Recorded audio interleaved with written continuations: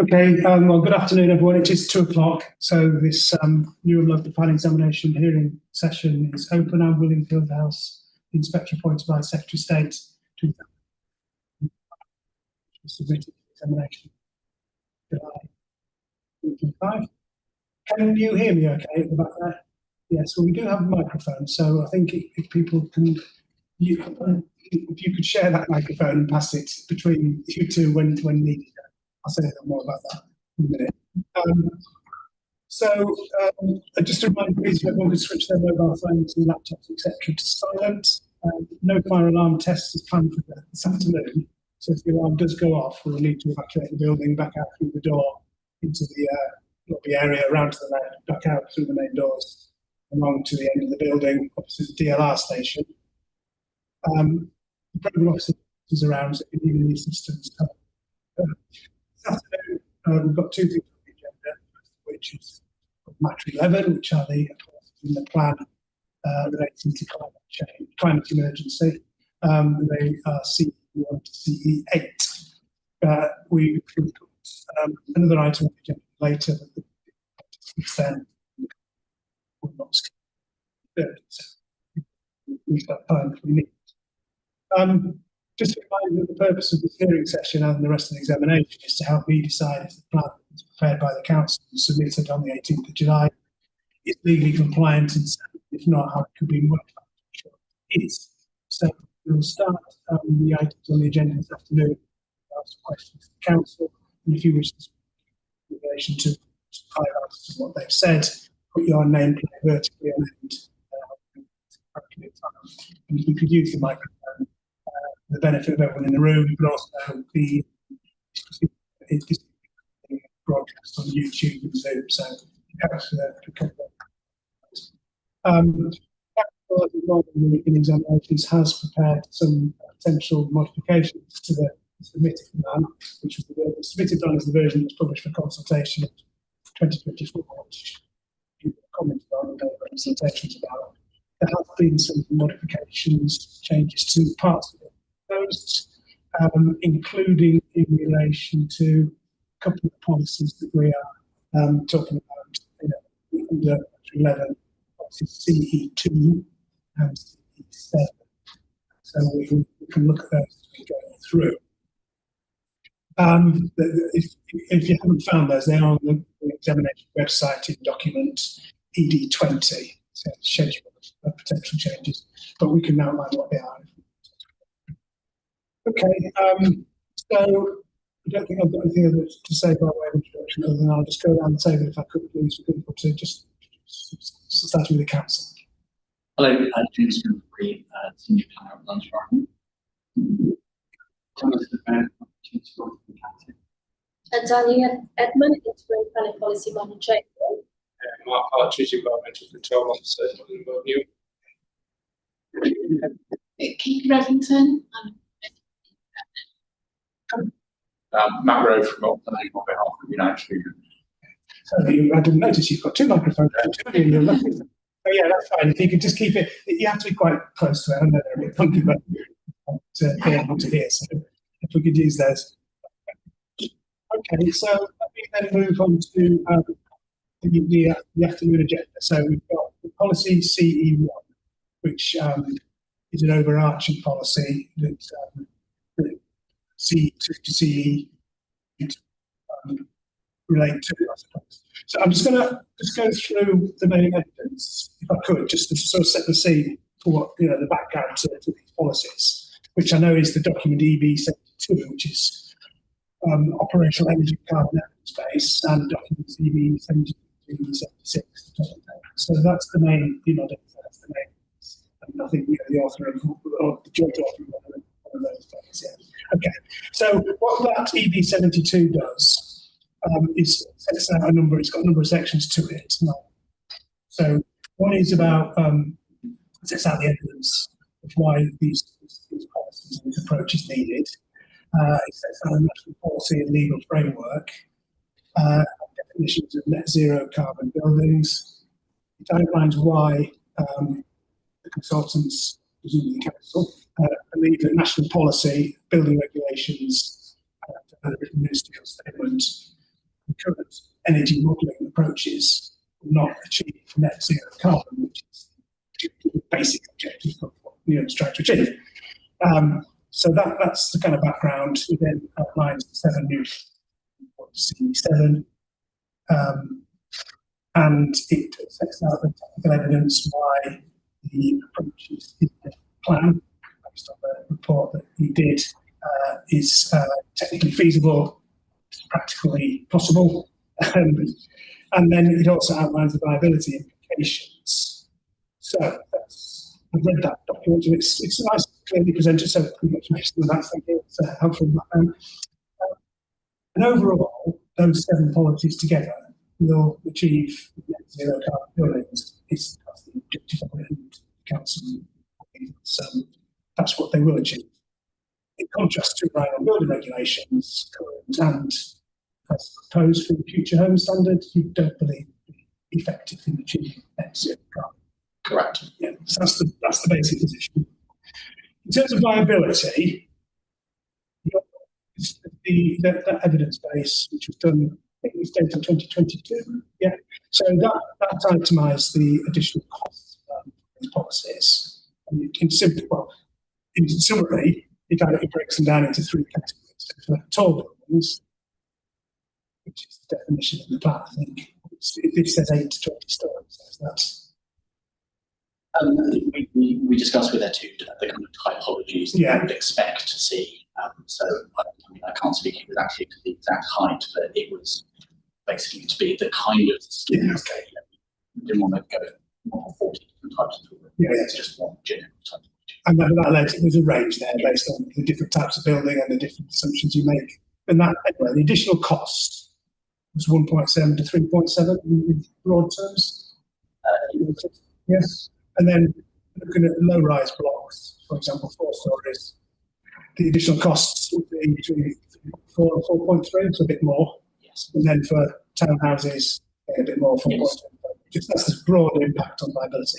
Now, obviously, we talked about viability in the round, as I'm going to come back to it again this week. But in terms of this and these costs, they have a viability consultant on Thursday, but they are not insignificant, but they are amongst other additional costs that the policy requirements in the plan introduce or would set out in the viability assessment.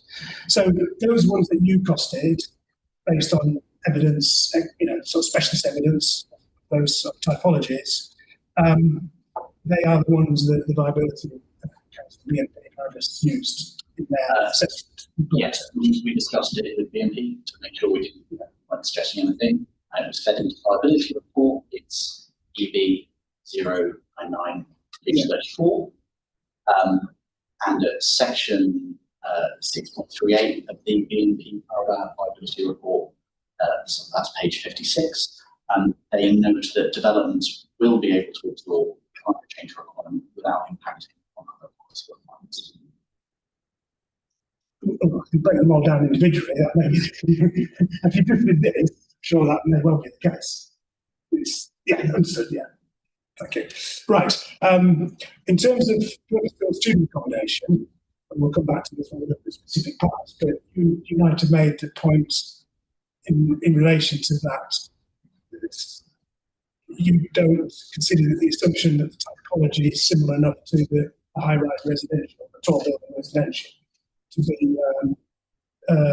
be a valid representation of the impact of viability. That's it, yeah. Yeah. Yeah, it's a different type of building, it's more intensive, occupiers. Yeah. We'll go through the part of the product because it's a mixture of the building design, but the intensity of the use, the metrics that are being used. That's right. Yeah. Okay. So we'll come back to that. I just thought. So in terms of the typology, we've seen the representations. It's in broad terms. Is there a point there? Should we just pick it up and look at the specific parts? Come back. Okay. Let's do it like that. Fine. So I'm going to look at policy. Unless anyone's got anything to say about CE1, I don't have any questions about that. That's the kind of overarching policy that dealers then flow from. So I don't think anybody's got any. So that's okay. So I'm going to look at CE2 and the constituent parts. Two things. First of all, there's a modification to introduce in Part 6, which deals with a particular type of industrial high energy intensity use. Yes. That's taken lightly, essentially, but it could be. It's deliberately scaled to be taken mile. I believe they're the largest users of that inside the M24. So it's on that. That's another on my new fact list. It's basically for those level of industry, which you only have one that kind of level. So we'll come on to that. So that's Part 6. So I don't forget. I don't forget it. Remind me. We'll have a look at that. So I'm going to look at the constituent parts, but I'm going to do them in slightly different order. I'm going to start with Part 2, which is about the use of fossil fuels. Okay. And I'm going to look at the two parts 1 and 3, which is essentially about energy efficiency. Yeah. And then I'm going to look at Part 4, renewable energy generation on site, and Part 5, monitoring, and then Part 6. So just a slight rejig. Put the two energy efficiency ones together. 2, So, 1, 3, 4. Yeah, just two first. I know that we've got a particular interest. The London Legacy Development Corporation were down participating. Part 2. So they could say actually. But anyway, I will summarise what the issues are that they've raised, and you can respond to those. So the first part of Part 2, and I know this is the interest of Zebrington. I've read your representation, so don't need to go through all that. You can assume I've read that, and I'll pick up on the main points I think you need. I've missed anything you must tell me. So anyway, this policy. So we've got as is the same as the rest of the plan, and as you identified, we've got a policy which is a box inside policy 2. And you've got some justification text, and then you've got some implementation text. So that's the way this plan is structured. So I'm going to start with a policy, which I don't think you raised an objection to as such. It's the way it's being implemented that is of concern to you, and then so that's good with that. But anyway, what the policy says is that a new development should not use fossil fuels to heat or energy. So that's the type. And should meet the following standards. So no new development is connected to the gas grid, heat to be provided through low carbon sources, and future heating technologies being supported that could demonstrate like that. So that's the approach. So that's the policy. The implementation text adds some nuance to that, which are the things that I think that Zebrington picked up on, to do with the well, I'll go through the details about the heat network, etc. But the policy itself, so you can't put a gas boiler in a new house. Correct. Yeah, that's the difference. Yeah. So that goes beyond the buildings. Correct. Yeah. Okay. That is the council's position. We are going beyond national policy and building regulations because one, they're not effective in achieving net zero. Correct. Two, we've got an approach that is effective, it's viable, it can be practically applied. Correct. It's also worth noting it is also supported by the London SE3, though not specifically in line with this, talks about London needing to shift away from using that gas at certain topics. Yeah, okay. Yeah, okay.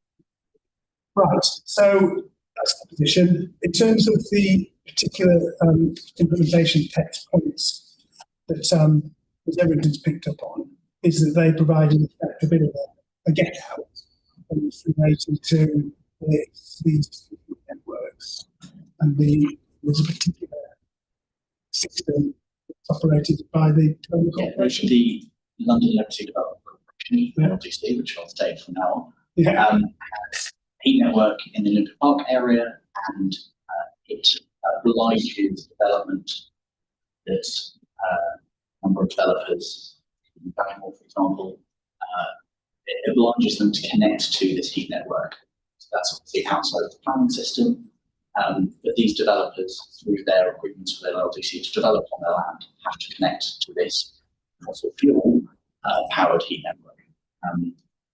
At the time when the heat network was designed, it would be more cleaner than energy, so in the coming 2010s, our energy mix is a lot of coal. So now our energy mix is a lot of renewables. So going from actually be at the time as a cleaner energy source, it's now a significantly more dirtier energy source. It would not be appropriate for us to give one area of the borough a get out of jail clause to say this area of the borough can connect to a fossil fuel network. But we also understand from the LDC that good network is a good work for heat homes.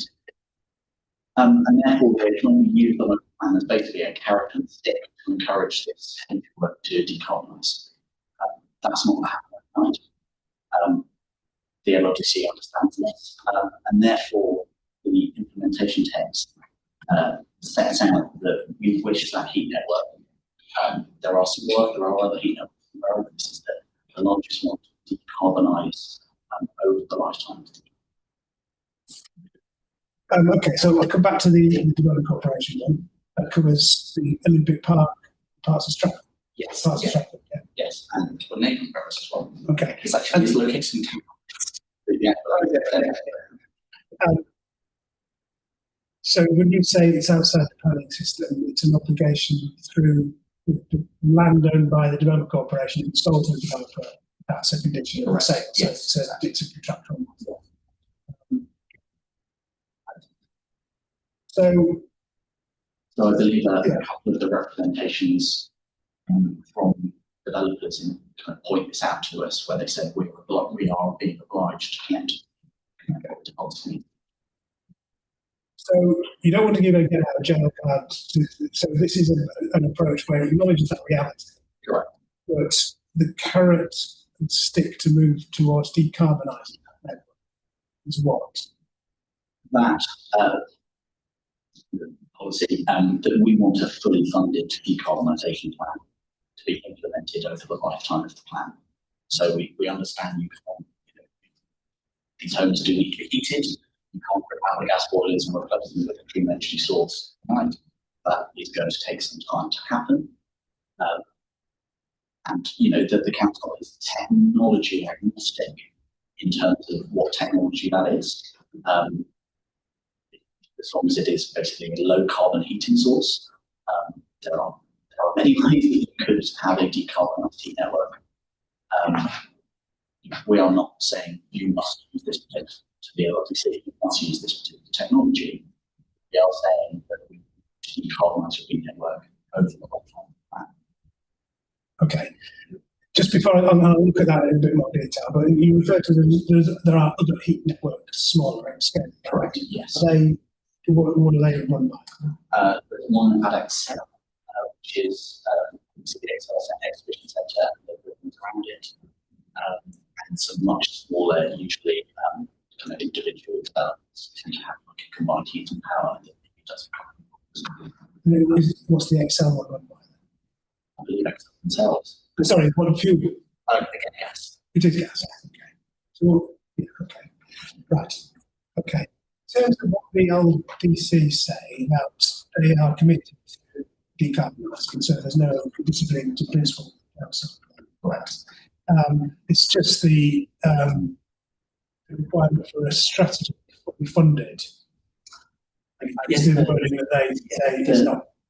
Our concern is that having a decarbonisation strategy in place, just asking for that, could potentially lead to nothing. As a strategy, a well thought out, well reasoned strategy, have it be fully funded and actually some money behind that to lead over time, know that the heat network will be decarbonised.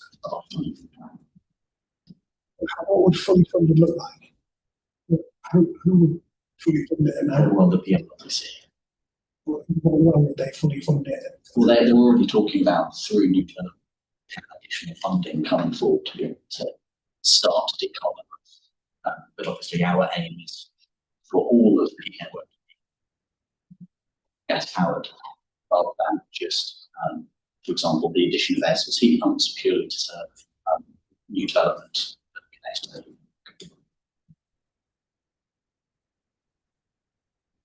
Which paragraph is it? The implementation strategy. CE2, which one? CE2. Down.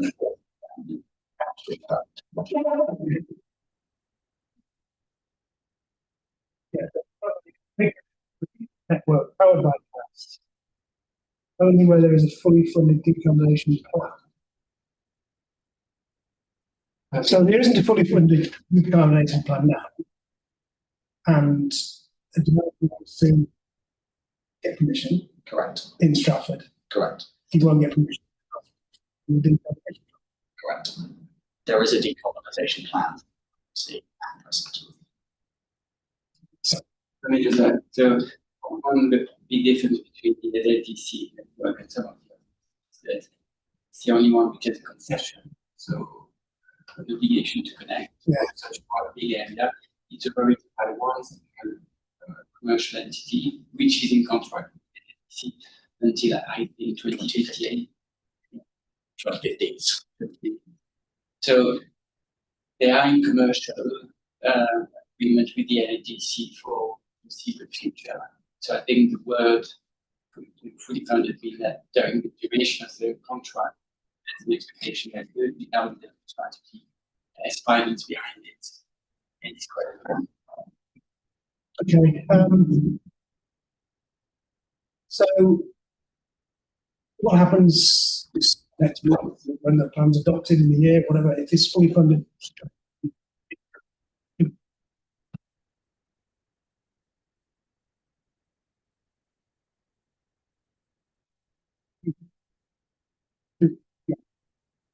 What happens until this is in place with any developments in the area that are obliged to connect? I mean, we would not, from an energy perspective, we would not support those policies, but there may be. That's a decision the planning balance, doesn't it? When has this been the council's position? This is obviously a plan that was written a year and a half ago. So now it's obviously not adopted. So you're not applying it yet. Correct, we're not applying. But if this were adopted and that phrase was in it, you would be refusing permission. Well, it would be about Yes, from an energy perspective. Yeah, the LLDC is obviously aware of. We are trying to encourage them to decarbonise their heat network as best we can. Okay. But in terms of planning control, okay, it is what it is, looking as it is. And are they, Shed are not here, but are they, your view is that they've got a plan, but they're not, they're carrying instead. They're not committing enough finance or commitment to it. Yeah, I mean, I can't speak for the exact, commercial reality, but they do have a commercial contract with a provider. Trying to best we. Understood. I think so. Right. So then this brings me over to your concerns about all this, which is about the same thing, I guess, isn't it? So am I right in saying that you support what the policy says, in simple terms, that new development should not use fossil fuels for heat or energy? There should be no new development connected to the gas grid. You support that, but you're concerned about these from the opposite perspective of the development corporation. It allows this process to go on. So if you thought this was effective, having a fully funded strategy base to decarbonise, you'd be supportive of that, although you probably want it today rather than. I wouldn't be supportive of it because the evidence base clearly states we need to start having new developments as net zero immediately. Yeah. So even if, and there's no evidence at all in the public domain, and I've really tried hard to get it, even if there would be an independent, verifiable decarbonisation plan, really did have, I don't think it's come to, but even if that still would mean that we couldn't meet its legally binding emission targets. So no, I wouldn't support it even with a decarbonisation.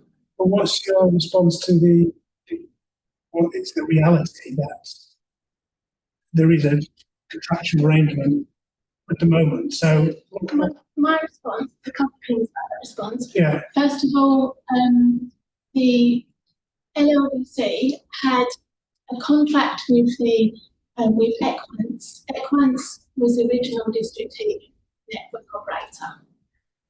It was limited to a specific area. That I don't understand the rules of contract because that company is now it sold its heat networks to another company, Swiss assets. That company has put on its website that it intends to expand to get as many homes as possible connected to the Olympic Park district heat network. And even before that, it says LBC said it's got fair information that they plan to push to get homes connected outside of the construction. So not only ones that are obligated within the contract, but their stated aim is to get as many the stated aim is to get their stated aims, public aims, are to get possible to connect to this. Not ones that have been concessionary. Only those ones that have been concessionary, there's a contract. Yeah. There's nothing in this policy that would only be limited to that contract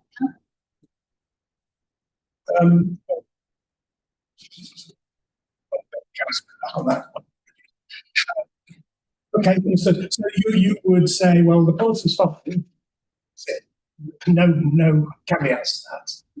Just no, that's simple as that. So every planning, if it was connected to this, no, until it's or they make their own renewable energy provision. Yeah. No, okay, understood. And you've proposed some changes. So that's the CE to paragraph 4, which I'm you also picked up this issue about waste heat can be a potential source of low carbon heat. You've got you referred some report from a about that. So you don't think there's any evidence for that? Well, I think the reason I put that in is basically it's my worry about what is the carbon. Yeah, it could be that. So, well, that's what they wanted to say. That yeah. When I said they, yeah. So what I mean is there is literally throughout this whole process and beyond, both in terms of public availability and time, certainly throughout this whole process, there's no public domain about what decarbonisation plan actually is, what's the metric for which it's decided it's decarbonisation plan. The evidence base very skillfully illustrates what's having the right metric. So my worry is that the company is going to just be able to have a decarbonisation plan that just says, oh, we will connect to waste heat providers in the future without any kind of evidence of when or, there's nothing about that at all. And the new operator has said on their website, well, let me get it. It says regardless of whether we meet our target in the the 2030s or the 2040s, which doesn't sound very promising. What's important is that we all have a plan that we agree. So that to me sounds that they're trying to push a plan that doesn't really, do anything. I've asked the LLDC many times, including recently and for a long time, to have this all in the public arena about what the decarbonisation plan actually be. The reason I wouldn't necessarily be bothered about waste heat. I did actually say to the council and the LLDC a long time ago, if it's coming from the TFL, that sounds useful. Please give me more information about it. I think any reply. So the reason I'm against waste heat is because I know the motivations and who's asked that to be put in there. There's been nothing in the public domain about decarbonisation plans. They're not publicly available. It's actually been removed from the internet. And I've asked the LBC to show me, you keep saying there's so much progress, show me that, this is such a huge problem that's going to be in there. That should all be publicly available much earlier. So you said that the LDC have got a decarbonisation plan isn't fully funded. So my understanding of the last one I've seen is also not that you've seen any versions of that. Which I believe Severington submitted college already. I did. It's interesting they're not here. In that decarbonisation plan, one of the things it stated was that they were created before the previous, and they said they wanted to get the government to understand the benefits of HP. I contacted Newham Council. I said, well, to me that just sounds as though they're trying to get the government to change their policy to allow them to carry on with CHP. CHP is gas, but much gas. Now, nobody came back and said, no, it doesn't mean that. So if that's the only plan that's available, that plan doesn't stand up to any kind of scrutiny whatsoever. I have given them every opportunity to come back to me and tell me, what does it mean there? okay. There's no kind of scrutiny whatsoever. So the way that this is written about this plan being a fully funded plan being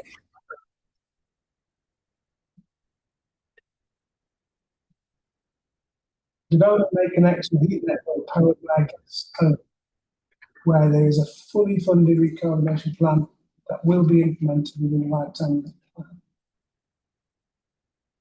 So it may be the case where a development proposes to connect a heat network, low carbon heat sources to that, for example. So they're adding air source heat to that, initially. But yeah, that's the intention. In terms of the waste heat, we're not specific about where the source can come from. That could be from an industrial process, such as a large factory, data centres, which the two that are most recently proposing you have tried to use that as part of their balance. There are many different sources of waste heat through our discussions with DESNES, the Department for Energy Security and Net Zero, trying to get that correct. Heat networks are moving away from having one giant energy center that provides more, having a supported processes to keep it together. If this policy is dependent on this decarbonisation strategy funded and being implemented, what's the council's view of who it didn't say that. No, I guess that's the challenge of the policy. It's not the council. It's not the council's decarbonisation. It's not the So you get a planning, when this plan is adopted, you get a planning application in the LDC area. And they've got a plan. Yeah. Look, so then says if it makes an assessment of whether it looks interesting. and then the planning permission is dependent on your assessment of that funding being there. Yes. And what about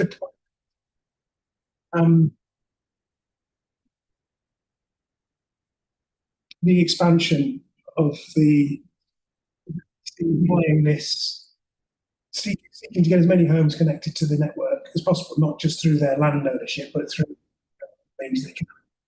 Yeah, so there is a concession, and there's around this concession area in which developers have to connect. Actually, there is a plan to expansion zone, and the district heating operator would like to make more customers and yeah. So within this area, the concession doesn't apply. So it's the planning system's responsibility to assess the network versus other systems. Yeah. That operate outside of any commercial affiliation. Yeah. So if they're not in the concession area, if they're in the concession area, the council accepts, well, they're good. So that's why I want it. If it's outside the concession area, it becomes a contractual on that basis. You can say, well, there's no justification. Correct. So you can just refuse it. Yeah. Oh, whatever, in the plan example. Yeah. Okay. So this policy in effect only applies to the concession on your mind. So their aspirations to, get more. They'd be fighting the planning system at that time. Wouldn't have contractual. So that's why Okay. we're not party to that particular. No. But there isn't anything in the plan. There's nothing in there that would close that loophole. I personally believe that Newham Council do want to try and stop it spreading, but I mean it's 100% obvious because they've stated it at the LLDC and the company that runs this district heat network is planning to try and create loopholes and push and change to get through that. There's nothing at all in this plan, in this local plan that will stop them doing that. I mean, interestingly, LLDC's own regulation 19 response says it would be helpful for the policy to set out the likely scope of decarbonisation strategies for heat networks and what measure would be supported by the council. I presume they don't be helpful because regulation 19 is not supposed to be that helpful, it's supposed to be that sound.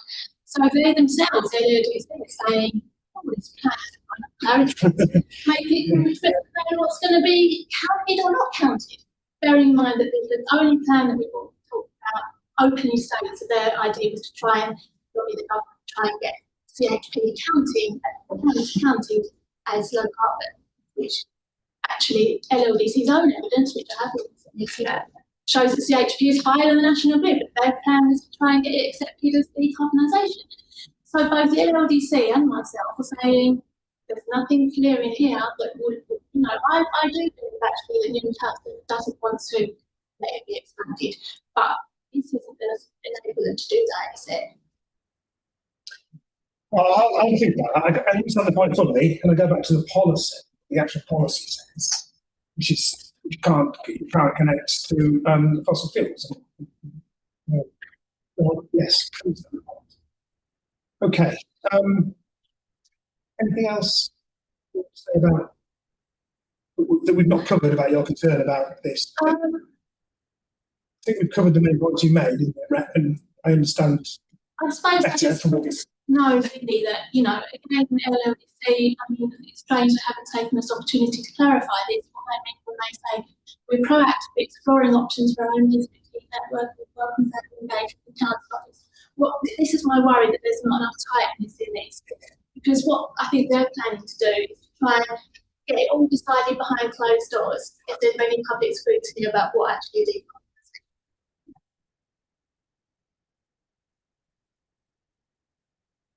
Bringing back to the same point again, I suppose what the process is for this. It's some neutral word in the way it's written. I think that's a fact. So I'm going to think about what the process is of. I understand what your position is, the carrot and stick.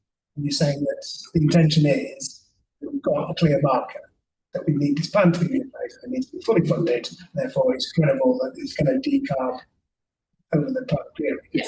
Yeah. Which isn't quick enough for some, obviously, but I understand. But it's so, and then you say, well, if we're in there, we can start, if we want to, we can start using so it's just, okay. Yeah, right. Anything else to say on this? I'm going to go through the rest of the policies.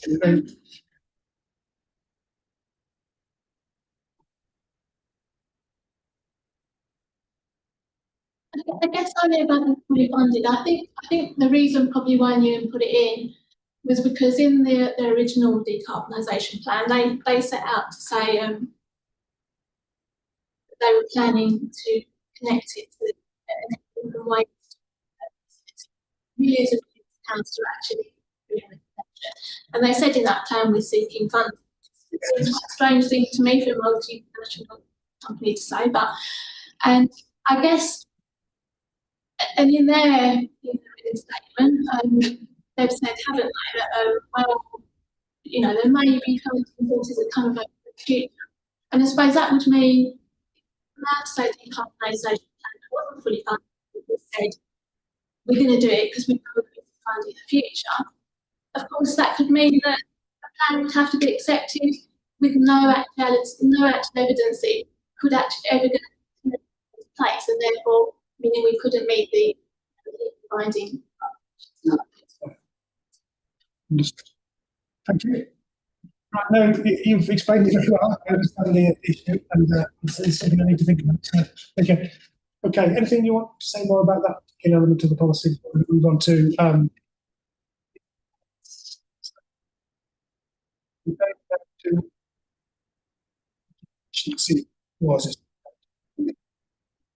tell me if they're not.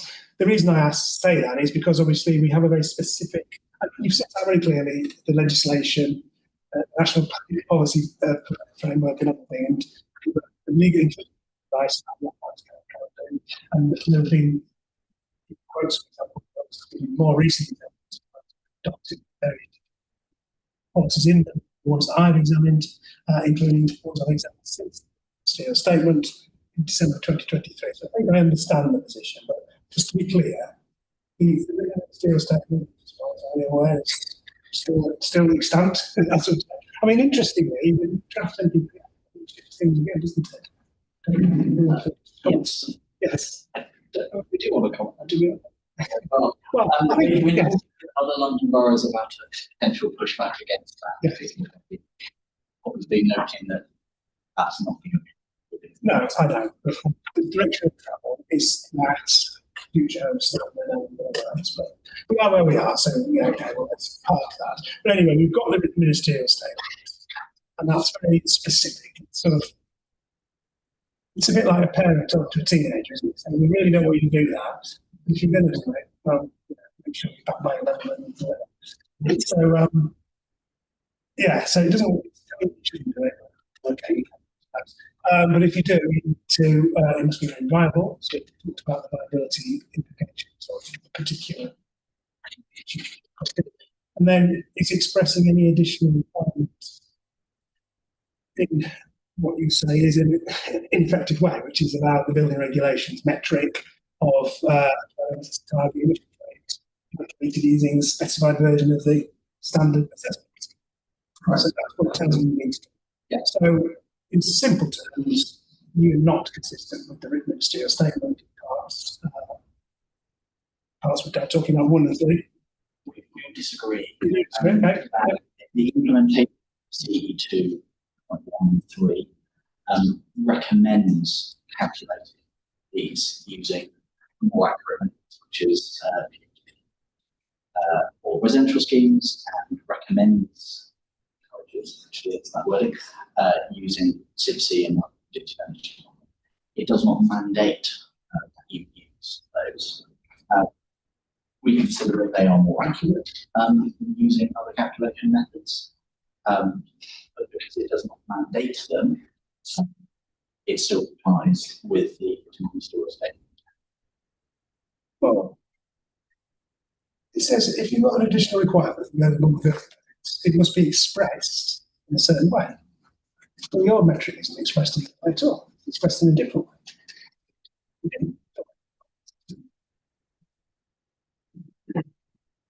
So, yeah, the two key requirements of the WMS, any departure from the TR metric and from the bidding regs is probably justified. I think it is obviously a fact that policy is based on a different metric than among the bidding regs. We think that the rationale for departing from it is fully justified. Right. That's what I understand. So my understanding is it's not consistent with the state statement because it uses a different metric. So it fails that particular one. It also has to be fully justified. Suppose you say it is justified because it is a measurable, meaningful, and effective metric, and you've got evidence to demonstrate that. And you've costed it and put it into the liability assessment, and that shows what it shows. Anyway, but you could also say, well, it's not inconsistent with other broader thrusts of national policy. Exactly. Which I understand. Sorry? Including the London. And you've got the London.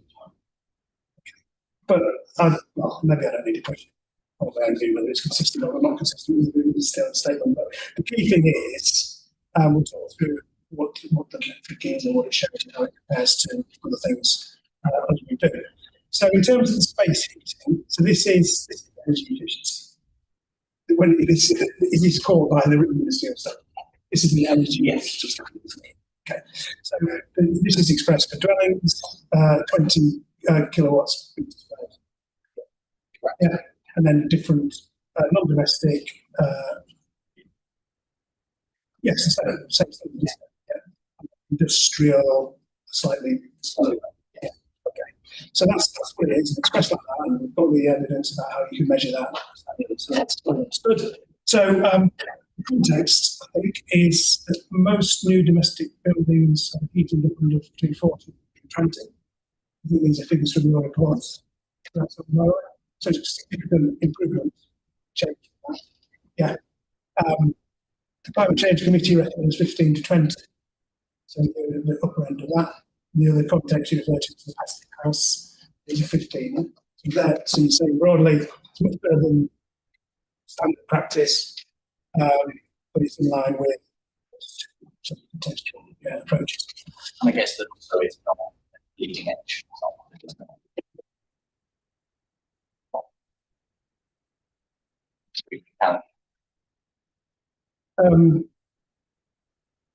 What's the evidence for that? The evidence demonstrated it Practically impossible, yeah. practically possible. So I think there are three streams of evidence. So first of all, local planners adopted this metric and see development being developed in the area in the last 2 years. So is that metric this one? This? Yes. Yeah, okay. Right. It's basically Yeah. at the high level, 30. But it has been in place for 2 years, development is taking place, the vast majority. And what is it? So they've only had a handful of issues. So there is the built evidence, if you like, Yeah. along with many examples of buildings in the country. So that's the real evidence. Specifically for Newham Council, as you've seen, the evidence base is based on modeling. So we considered for Western strategy, not the student accommodation. We go back to it later. And we have inputted realistic specifications to demonstrate that they can be achieved, and these have been costed. So when you say modelling, you're talking about the report is by the sort of you've got a variety of specialisms of the authors of the report. And you say the modelling is done from an engineering architectural perspective of actually designing a building with those meeting those requirements. Yes, exactly. Consultants, engineers, architects, cost consultants, and we are 80% of our work is delivering these buildings, doing design, doing construction, doing monitoring them, doing operations. So we know what can be achieved, but we try to bring that knowledge to theoretical part of the evidence base, which is to model technology in computer software. So Cornwall is an example of the policy. Thank you. Are there any others you're aware of that's expressed in this metric? Yes, so Central Lincoln Event using this metric. So Winchester and Bedford metric, Dulsford. Okay, thank you. I guess just on that, there are many working with many other London boroughs who are also considering a very similar approach. Yeah. It's reference. Right. So on this one, the main concern that on this particular metric, this particular bit, your main concern is about it's not been viability tested for. It's not so much the metric on this one, is it? It's more the purpose for student accommodation. Is that right? Yeah, our issue is that United as a whole support climate change and all the responses to it. They've been market leaders in terms of their response. But the way the Part L based metrics work, so on what PBSA just doesn't work. It doesn't allow for testing both regulated and unregulated energy. And schemes obviously a lot more intensively occupied than a normal residential scheme is. And obviously the smaller appliances much more intensively used. There's no control over that. So it's just simply not possible to hit the metric. It's not viable to do that. That's where United coming from. We've been making these representations for zone plans as well on the same basis. Does that apply to Part 1 and Part 3? Is it more Part 3, the energy use intensity? Or is it the same? Same principle behind both bits. Yes, So the space heats both. Yeah. I think the actual general benchmarks for PBSA under this metric can be above 100 kWh square, not anywhere near 35.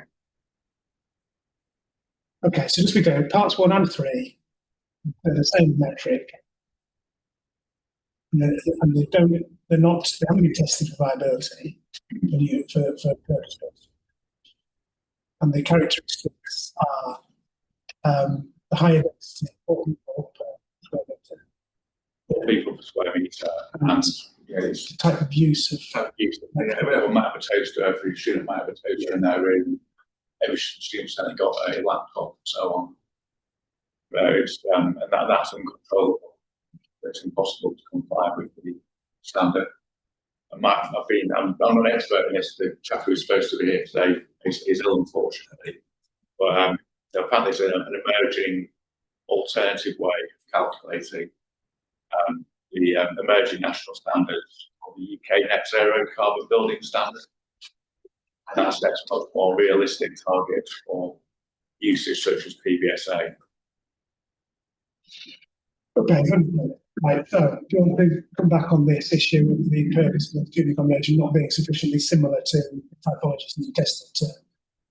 Sure. Just on the note of the UK Net Zero Building Standards, that would actually be more stringent than our proposed policy for space heating demand. However, we do agree, second to talk about the specifics of evidence base, that a student accommodation, would be more intensive, and that are, a specific figure for student accommodation that is slightly higher than this figure could be appropriate for space heating demand and use intensity.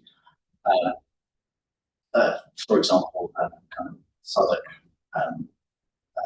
discussed this. For example, raising for the energy use intensity, raising student accommodation to 50 kilowatt hours per metre squared, which is the UK Net Zero Building Standard, or to 55, which is what GLA using in their space, the energy assessment guidelines.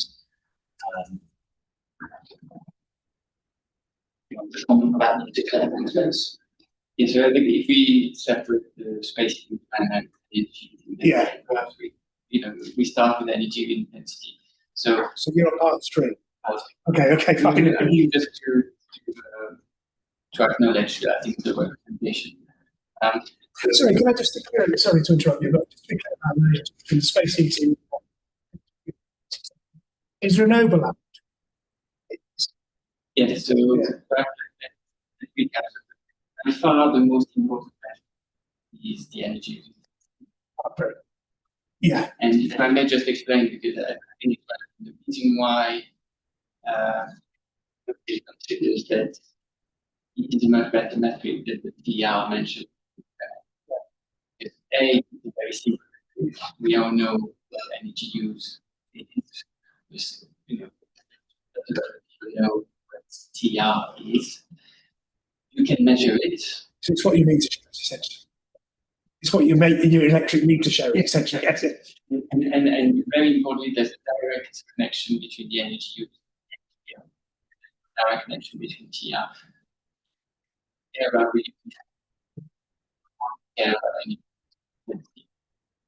So this point being made, so in 2022, our evidence didn't use any to justify the pipe.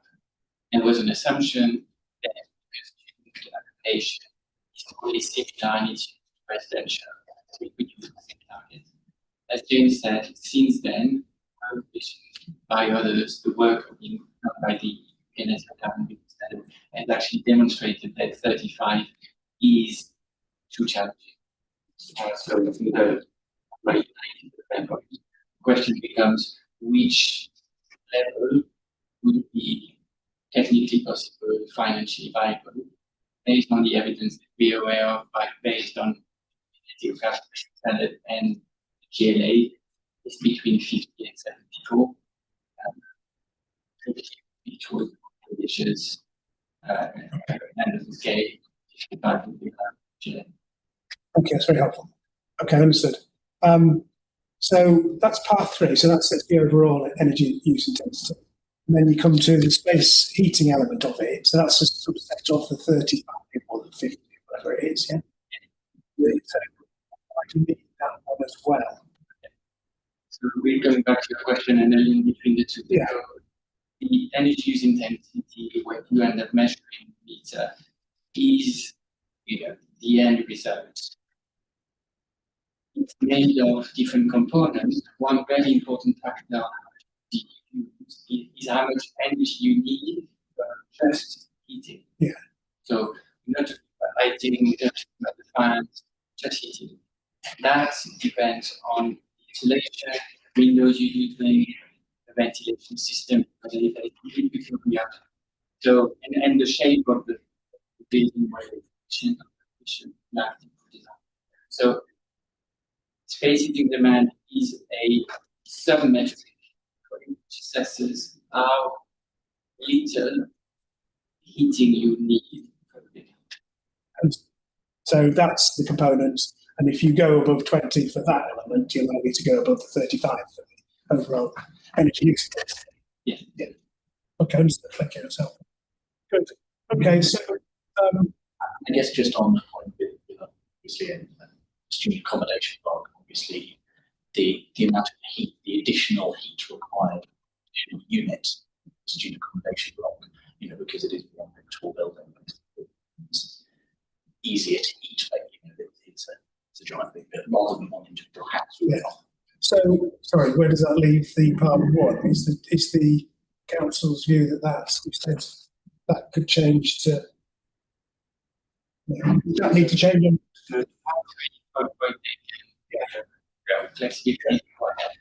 Point 1, James is right.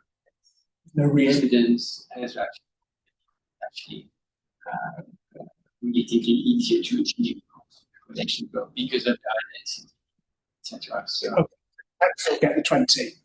The 20 under part 1. Yeah, and that the alternative approach raised by United using the UK net zero building standard is actually more.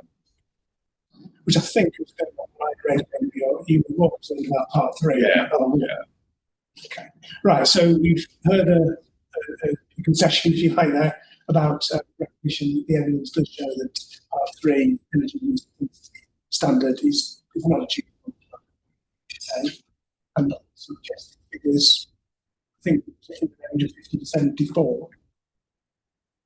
Any comment on that? Yeah, I mean, that's very well spoken. Thanks very much for the confession on that point. I'm sort of going to go back to our expert consultant to say, unfortunately, couldn't be here today.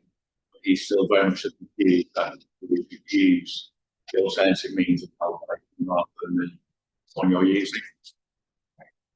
Because of the unregulated and regulated energy that we can't monitor the unregulated. We'll come on to the monitoring clause in a bit. It's about the implementation and the monitoring. That's Part 5, I guess, is so explain how that works. But at the time you assess the planning application, you don't have that data, obviously, that comes later, you monitor it. So you have to assess whether the building is designed in a way to achieve 20, Part 1, and the 35 or whatever it is. Correct. So that's a judgment based on previous experience, design knowledge, etc., yeah? Exactly, as happens currently with building regulations and assessment submitted, and that's assessed. And there's another strategy or something required by the policy to provide that evidence in this one, yeah? Okay. So, yeah. Can I just add, because I think there may be understanding. So I think the policy doesn't mandate the achievement of that target post completion. Because you're right, the modeling during design and construction is done under standardized conditions when you know how much energy, unregulated energy you're going to use. You know, it's standardized. The policy requires the energy to be monitored post completion to enable the council to know how effective their policies are and how, you know, appropriate they are as well, but to enable the whole industry to learn to deliver best buildings which actually achieve low energy practice. So, you see what I mean? It's the lack of understanding of what's actually going to happen in practice is not in itself a reason not to require that the energy is monitored. Okay, so there's no planning obligation enforcement mechanism here whereby the monitoring leads you to knock on the door and tell the student to plug their toasters in. You know, that it could allow us to understand in future iterations. For example, the target is too high, depending on the energy. As the same with a residential scheme, you know, a particular developer saying that, well, actually, every scheme is achieving this particular target. Actually, we could strengthen it in future. Okay. I'll come on to Part 4 because you've got some concerns about that too in terms of purpose, but information about specific. Anything else on Parts 1 and 3? We'll also look at what the monitoring says. I'll come back to that. But Nothing further this way. I understand the point about wanting to. I can think about a process about how agreement maybe is reached, you know. Okay, so Part 4 is about energy generation on site. This is how you could design and building this in at the outside. So let's just see what it says. It says should generate on the site to certain levels.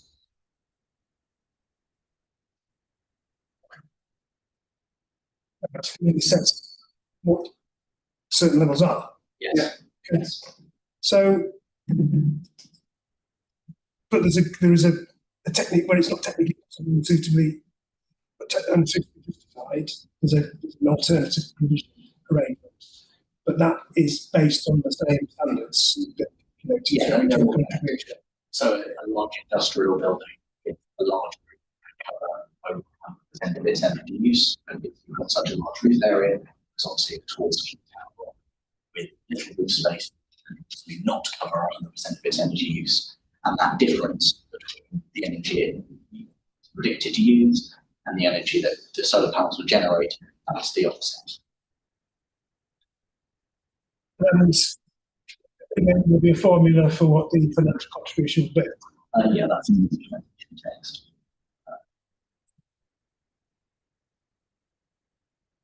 So we would go to council. It would go to the council and we would use it to install solar panels on buildings that we own, which in Newham is quite a lot. Solar panels. Solar panels. So yeah, it would be solar panels to solar panels. And again, to the same high standard that the policy recommends. Yeah, okay. So there's a mechanism. So, for example, so Unite's concern is, one, because the way these are expressed, they're based on a certain typology, and again, there's an unfair hit on purpose for student accommodation. There's that, and it just penalises more building. Yeah. Yeah, it's obviously the less footprint. Because the challenge is it's exceeding building regulation and is inconsistent with the WS. That's not being viability tested, and yeah, it's just an unrealistic target for the energy usage for UBSA. So have you got any, looking at the formula, I've not looked at the formula in detail, have you experience of using this or this formula to what it would, you practically can't do it, but you're saying you couldn't. Yeah. So you probably couldn't do it. Therefore, there would be a financial consequence. So there'll be a significant financial consequence which makes schemes unviable. So do you know what those, is it costing them? It isn't being, is that your point? It hasn't been costing. Yeah, so it's not being tested with viability, and I think previously we've had schemes before where £1 million offset of carbon. Based on this formula? Based on similar formulas. Similar formula. Not in Newham, in other boroughs. That was in LDC. Yeah, that's an PLA formula. So we learn all this and schemes answer the viability challenge. What? Yeah. So apparently the formula is coming through tons of CO2 fuel set in the London pound, £95 per tonne. However, this £95 per tonne is significantly below what it should actually be, which is we've taken a different approach, but through other evidence, we should be around 330 to 880 million pounds per tonne. So, just looking at some schemes that have been approved in the last year, will pay us 2 million, they're paying us 11.5. Obviously, that 10 times would render schemes unaffordable. Which is one of the reasons why we've taken this different approach, because there is a direct link between a building you design and how efficient it is, and obviously the less energy that a building uses, the less renewable energy such a building is generated. Yeah. I think it's a misunderstanding that the plan is trying to penalize more efficient homes. So let's just split the two requirements in four into two. So first of all, there's a PV requirement on site, and the second one is a potential thing. But if we start the PV requirement on site, that's a general aspiration to achieve the energy balance. The actual requirement is set kilowatt hours per square meter footprint. So the intention of this metric is to be fair to a building. You can only do your footprint, right? The fact that you've got 20 stories that go to 3 stories doesn't mean you can do more. So trying to be realistic. Now, the question, which is a bit, you're setting fundamentally is not a tax on total development. The reason why it was conceived like this was that firstly, that it's the way to be fair between the total development and a small. If we compare a 3-story building and a 20-story building with the same footprint, the smaller development will achieve an energy balance on site, so they will be generate as much renewable energy as they use. The taller one will not, just because they're very tall. So more way of leveling up the requirement is just to say to the whole building, look, we appreciate you can't do it on site. Give us the money so that we can do it as well. But fundamentally, it's more mechanism than a mechanism. The other thing to bear in mind is offsetting is inherently flexible. In that I don't, because it's contribution, it makes the scheme viable. The council could be able to reduce the requirements. Correct. And at present, we can't do that because it's set by the GLA.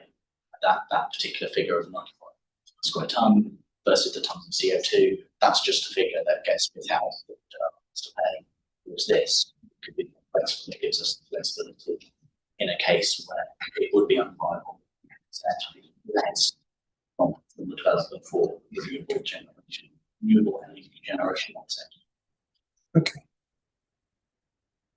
Yeah, I can see where the council coming from. It goes back to the whole point about viability, not being tested, and yeah, we're concerned about the impact that's going to have on the delivery of PBSA scheme. On the viability point,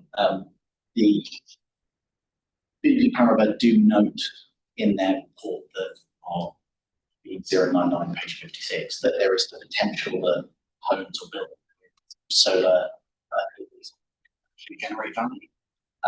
But this is yet unproven. So obviously the cost of having solar panels on the roof, reducing energy bill for residents and things like that. They noted in their report that they didn't give it a positive. In the instance of purpose-built student accommodation, the council know that they won't be able to provide it on site, therefore the council know that there will be a financial contribution. It could be £1 million for a scheme. That's not fed into the so the only costing was the psychologists, and that's perhaps the percentage we talked about at the beginning, assuming that you need them on sites or an equivalent. It doesn't feed through to the. Yes, that's correct. It's your question. It's difficult to do because it depends on the density of the development.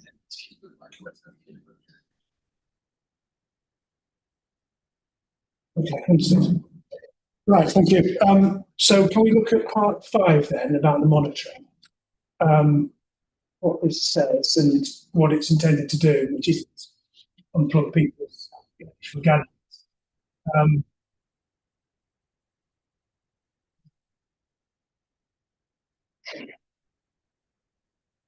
Just a matter of monitoring it and submitting the figures. Yeah. Right. Is there any?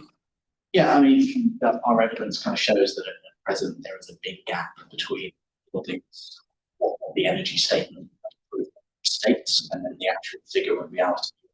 And therefore, basically, we want to get that gap as small as possible. The GLA are doing that on a kind of London-wide basis for major developments at present. Obviously, this would expand that to major developments as well. You think you're saying? No, I don't think I want to. Right. Which brings us on to part 6, which is the specific which you've talked about. I've got there's a new part of policy, there's a new implementation text that goes with it. So common ground with Kate Lyle. They're not here. I assume that I think I did read this. I don't think we've got any outstanding concerns. No, we discussed it. I wish they'd raised it earlier. This wasn't required. I think we're in a position where we're both happy. We wish to avoid unintended consequences of allowing other industries to use a lot more energy or energy. But yeah, it's tailored for them specifically in the other industries. Because we understand they can't bring up overnight to decarbonise it. It's going to take time. So the wording here, we go back to where we started from. It requires proposals to illustrate or comply with a suitably ambitious long-term decarbonisation strategy to agree with the council. Correct. So that goes back to the part 2 fossil fuel. It's different sort of policy wording. Yes, to the same end. It's similar to the same end. Obviously, it takes a while. Are positive about decarbonising. The challenge is such a decarbonisation strategy for them may be commercially confidential. And therefore, that's a challenge in that process through discussions with capital. But they do want to decarbonise because frankly, energy for them, here they would say the same thing. It's the largest cost to them basically in producing a product which is sugar. And the less energy they use, the cheaper it would be. They are incentivised to decarbonise for that reason because it's cheaper. If you had similar wording for the fossil fuel network, A long-term decarbonisation strategy. which the council considers to be suitably ambitious, is in place. Or is in place. And the proposed development demonstrates consistency with the. I suppose that wouldn't apply, would it? The second one wouldn't apply. Again, it comes back to that challenge, which certainly terms of raised about, It's carrot and stick. the carrot and the stick, a strategy that's done ambitious, but it's shelf and that's not. Okay, thank you. Right. That was helpful. Understood. We have got several more CE policies, and we've got to the Dixon Traveller we're going to come on to. As they say, it would be not before 3:30. So thank you for attending completely early. Must be all very patiently. I do have a few more policies that won't take a massive amount of time. I do want to just have a 5-minute break now. We'll come back and deal with the other CE policies. But I don't think it'll take more than 20 minutes or so. And then we'll have another short break, and then we'll come on to the traveller policy. So bear with us. We won't be too much later than, well, we will be later than 3:30, but it won't be massively later. You're very happy to sit at the table, or if you want to just sit back and come to the table at the appropriate time, it's up to you. So anyway, just have a quick break now until 3:20, and then we'll come back and look at the other scene. Okay.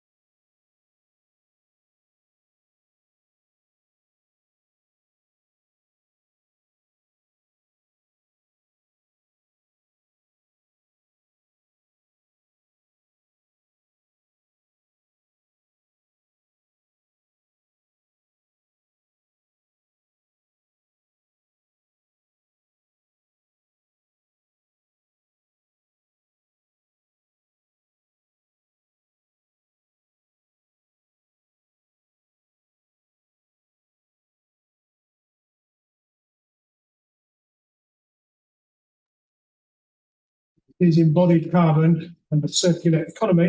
So no modifications proposed to this part. It's the evidence-based document 73 topic paper on embodied carbon. Correct. Got London Planning Policy SI2, setting the context, but that's for projects referred to the mayor. Correct. So this takes this To all major terms. yeah, to all major. You refer to building regulations document Z.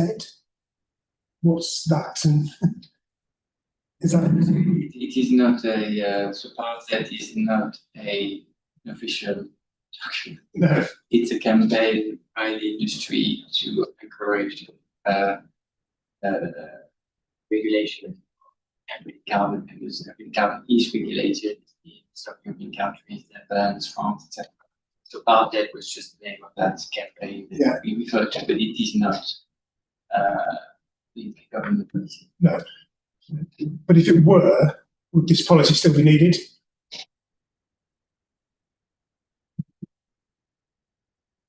Less Less so. less so, but it depends on what would be required. Okay. Yes. Okay, so forget about that really, but it's just to say that there are instances of this approach, yeah, being used or similar. Okay. Okay, so I'll hand over to you now. Do you want to just outline the main concerns with this and how do they relate specifically to the purpose of student accommodation again? Yes, it's similar issues again as Yeah. last time, just like, the PBSA is a different format of development compared to what it's being set against, the benchmark's being set against, which is residential. PBSA contain more material per square metre due to the higher density, additional cores that are required, more bathrooms and more plant infrastructure. And we're noticing that the London plan doesn't set specific targets. The RICS WLCA methodology doesn't support fixed universal targets, warns against category mixing benchmarks. What does that mean? In terms of crossing over category, one category to another, and when they form a development different. That's That's what I think. okay.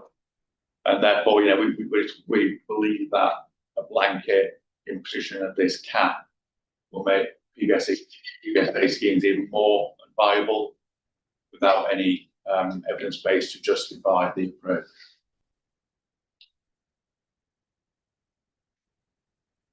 Okay, do you want to respond to that in terms of purpose of student accommodation again? Sure. At the time of the writing of the evidence base, we went with 500. That was what the evidence. This is CE3 6. Yeah. That was a good design, and there was wider evidence that could be achieved with a zero cost uplift from Western Planning Authority, and on cost with current building practices from the City of Westminster.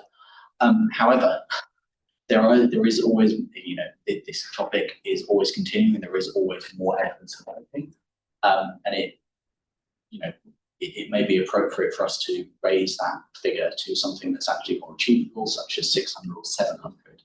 I don't know if Thomas wants to speak on that particular point. Just the only other thing to note is it's expected to meet embodied carbon. It's not a requirement to meet. So there may be cases, in particular, like private sector and purpose-built student accommodation, where it is too challenging to meet such a requirement, and that could be taken into consideration. But Thomas, I don't know if you want to speak about the emerging evidence too. Thank you. So, for the last few years, we've undertaken more work, and we've recently completed an analysis of embodied carbon for the GLA, looking at all the applications submitted in the last 3 years. So, as you can imagine, there's a distribution. We review, let me just be accurate with numbers. So we reviewed more than 110 projects, 42. So sorry, let me use percentages. So 35% were below 500, 58% were between 500 and 850, and 7% were above 800. 50. The level of maturity in the industry on embodied carbon is fairly low, largely because it's not regulated. It's not required by planning. So, developers don't do that. They've started doing this thanks to the GLA efforts to push this up the agenda. So our level of knowledge is higher, hence why we have this data, for example. So that's the first point. So there are discussions within the industry as to whether 500, 600 or 700 are appropriate targets for now. And opinions differ. They're all technically possible, but of course, the lower they are, the more challenging they can prove to be, hence why we went for flexible wording, as James had identified. That's the first point. The second point, which is very important, is on viability. As James said, embodied carbon, by far the most effective way to reduce embodied carbon is to use less materials. And so the kind of efforts which pay the most to achieve those targets is to use less concrete, have a more efficient structure design. And so I think it's quite different from the usual policy in the way that higher requirement is not necessarily a higher cost. I think the question is more on the level of ambition and how technically possible it may be achieved or not on a case-by-case basis. Okay, so the cost savings on materials, but I suppose on the other side, is design and engineering and not using standard approaches. So, hence I think the West of England Combined Authority, it's zero cost uplift. This thing is more expensive, but it is cheaper because you use less materials. Yeah. On balance. And it's better. Yeah, exactly. Yeah, understood. So when you talk about these figures, and potentially 500 maybe being at the bottom end of what's technically feasible, but sorry, at the top end, obviously. Yes. Yeah. So, but what typologies are we talking about here? When you monitor these 110 projects, is that residential, or does it make a difference? Yes, so these ones, they're all residential. Yeah. So when we looked in detail, there is a clear difference between buildings which are less than 11 meters and buildings which are more than 10 meters. So for buildings which are less than 11 meters, it is possible to achieve far lower level of embodied carbon, down to 400, 300. For buildings which are higher, achieving levels of embodied carbon of less than 500 is extremely challenging. Okay, so you might say that purpose-built student accommodation, by its nature, uses more materials per square metre, more intense, so it's harder to achieve figures than the types of residential that you monitored. Do you agree with that? I think it's fair to say that high-rise buildings use more concrete, more embodied carbon than medium-rise buildings, which themselves use more carbon than low-rise buildings. Okay. I think that's a fair comment. Yeah. High-rise buildings we find harder. But a high-rise residential wouldn't be necessarily significantly different than a high-rise purpose-built student accommodation in construction and materials, whatever. No. Anyway, so where does that leave us then? So you've got one standard in the plan, which is, and I know what you say. I think you say it's intended to be flexible. Major developments are expected to. How does the management officer interpret that? I mean, it's like, well, that's what we expect. Therefore, that's what we want. That's what we're asking for. It's not encouraged to. Yeah, it's set to be a target. So the existing London plan just asks you to calculate this, submit it, which is where that data's come from. Yeah. And we and other London boroughs are now considering, now that we have this, developers are calculating it. Target. We didn't want to, at the time, we didn't want to set an impossible target. It may be that should be slightly higher, kind of 600, 700 as discussed. Sorry, the 11-metre threshold, remind me what the tall building definition is in the plan. 2021. Yeah. Okay. I don't know why you picked 11. What did you pick? I think your by regulations that change as well. Okay. Anyway, that's where your monitoring makes a distinction between those. Okay, so where does this all leave us? It leaves us with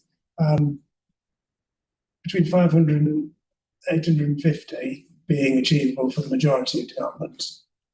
Yeah, so Yeah. according to the number, it was 92%. 92%. Achieved less than 850. Yeah. Yes, 850. Okay. Anything you want to say? My reading of the policy is that it's like an expectation, therefore there's not that flexibility built into it. So if there could be that flexibility built in, and it was more of an aspirational target, and that, you know, different building typologies would be treated differently, then that would be more palatable.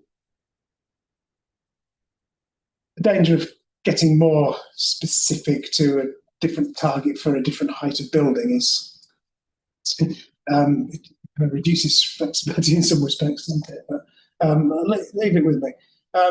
Okay, well, thank you. I understand. I think you were saying that the 500 is probably not justified now by the current evidence. Yeah, emerging evidence. Emerging evidence, yeah, things have moved on. Exactly. Yeah, so you've got this better, 110 projects seems like and that's London based, so that's because London Plan requires this information to be provided, that's why you know. Yeah. I think there is a very strong relationship between the number and wording. Because Right. the more ambitious the number is, the more flexible the wording needs to be. Yes. But if we were to raise the target, then the wording could become firmer. So we decided to go for quite an ambitious target and a wording which we thought was suitably flexible. But this could be revisited by the council. Your advice. Yeah. Okay. Well, I'll think about both the number and the wording. But you're right. There is a relationship between the wording and the number. It's all policy writing can be quite nuanced, can't it? Okay. Thank you. Anything else on that? No. Okay. Excuse me, I've got to leave now. Thank you. Well, you just achieved what you wanted to, I think, in terms of getting through the relevant policies. So thank you very much. Right. I don't think I've got many more questions on the following ones, but I'll just click through them anyway. So CE4, again, this is this suite of policies. You talked about 7, I think, probably 6. But Yes. so there were 7 when you were in the report. I don't know what's happened to one of them, was dropped off somewhere. Yeah, I can't remember the evidence base. I think if we had policy recommendations. Yeah. Anyway, so we merged things. But the next 2 about overheating, or next 3, sorry. Overheating, retrofit, and air quality. Yeah, are again in this suite of policies that relate back to CE1 that work together to achieve the zero carbon. And, yeah. So, okay, so overheating.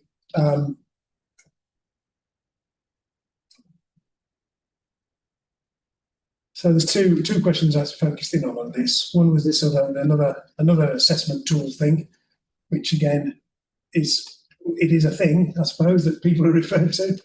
There it is. Okay. Right. Well, again, that will be modified over time, no doubt, but I suppose that's how it is, isn't it? Sorry, EB75 is the relevant topic paper here. Yes. No modifications. We've got that reference to that. Okay. And then this thing about submitting proof of ability to meet building reg part O. So that's again about having this assurance up front. Yeah, it's the kind of relationship between considering overheating from the very earliest stages, rather than kind of designing a building and then realizing at a much later stage that it won't comply with the building regulations because of the design.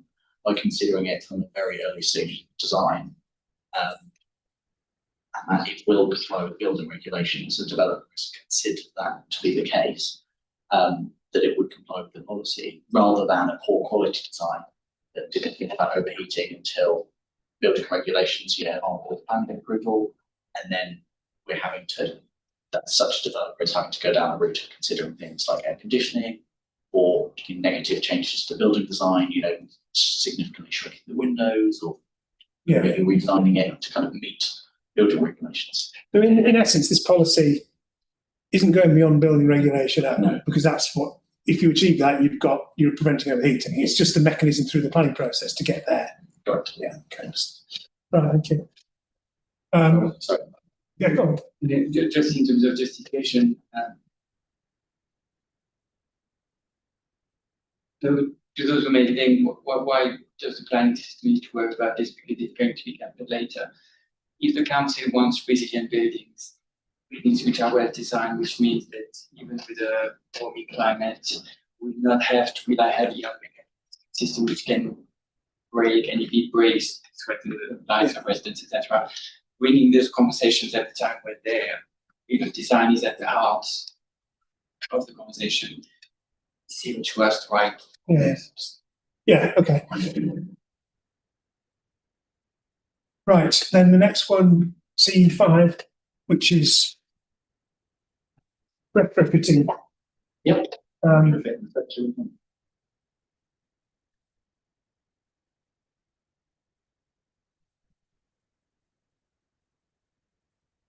So the first two parts are a general. I mean, they could apply if planning permissions needed or not. So how they implemented in those circumstances. Yeah, I mean, this was an interesting learning point as we did this evidence base of, realizing, what the number of retrofit actions that you can do without planning for most residents, and therefore that's those first 2 points of encouraging basically as much as we can. Okay, but then part 3 brings in when planning permission is required. Yeah, that's when you ask for a bit more because that's when you'll be able to scrutinise it. Exactly. And another plan is required. Presumably, it's on the list of 70 or so itemised.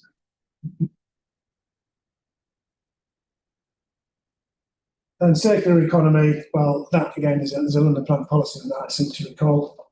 This isn't really, probably adding less detail than the London plan policy. Yes. Right. So, brings me on to air quality. Another of the Newham facts. Not a good one. It's relative poor air quality in the borough overall or in particular parts. The entire borough. Entire borough, yeah. Okay. So it's a serious issue, obviously. Serious consequences. So this is a policy that helps, along with other ones, to address that. Yeah, understanding obviously it's not just a planning process. There are, wider reasons for new circles.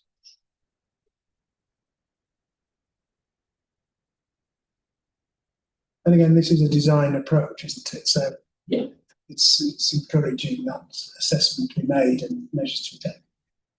Okay, thank you. Right, which brings me on to the policies relating to flood risk and water and drainage. So there are some modifications here. Briefly going to swap some people at the table. Okay, yeah, I don't have very many questions, but yes. Yeah. Well, I don't. It's just these have been agreed with the Environment Agency. Yes. Yeah. And the Statement of Common Ground. Statement of Common Ground, yes. Yeah, okay. So, and you've categorised them, I can see how you've categorised them. I'll scroll down to them. So they're either minor or they're green, so they would be made one way or another. The pink seems to have disappeared from the shape. Has it changed since the earlier versions? Or? It's probably safer to put it as yellow. Yeah, so long as you're satisfied it is minor enough yes, to be able to make. That's fine. Okay, and you agreed these with the Environment Agency. Okay, I don't have any questions about that. Obviously, they are policies that have been agreed with the Environment Agency. They relate to national policy. There were some specific measurements, etc. Yeah. Okay. Which were all part of the Environmental Agency recommendations. Yeah. Okay. Just on CE8, there's a requirement in Part 2B for site allocations to implement blue-green infrastructure runoff reduction interventions or SUDs on 50% or more of the site area in certain places, certain site allocations, yeah? Yeah. And then it lists these. So is that 50% reflected in the indicative site maps and the capacity assessments for those sites, presumably? Sorry, are you referring to the diagrams or? Well, both, because it seems 50% for site on these allocations in these neighbourhoods that are listed, yeah? Yeah. So 50% of the site is to be set aside for So 50% is to be set aside for SUDS, Yeah. and it's following on from the robust evidence done with GLA, Environmental Agency as a listener, to do with the fact that the Royal Duck and Beckton Riverside, it's actually a special area. It's got a lot of flooding issues, and the flooding issues are, limited drainage, high impermeability surface coverage. So there's a need for more sort of blue-green infrastructure, managed runoff, and just a lot of things that to do with tidal flooding from the Thames and surface water flooding from intense rainfall. So they've come together in a kind of a partnership way to see how they can tackle that issue. And it's basically, they said that from that particular Royal Docks and Beckton Riverside integrated water management strategy, they've come up with how they can tackle it in terms of that 50% site requirement for sites to deal with it. But it's very much the thinking is that whatever solution that's needed will be done in sort of partnership with so it's a GLA, Port of London Authority, the Royal Docks Management Authority, Thames Water, and of course the Environmental Agency as a technical consulting. So that was sort of like the agreement. Let's be ambitious. Let's go for 50%. Let's do partnership working in order to achieve that. So that feeds through then to the allocation policies. Yes. So if you take N17 SA1, that 50% of the allocation is consistent with the capacity assumption and the indicative diagram of how the site will be developed. I think that one was not particularly reflected in the diagrams. Just double check.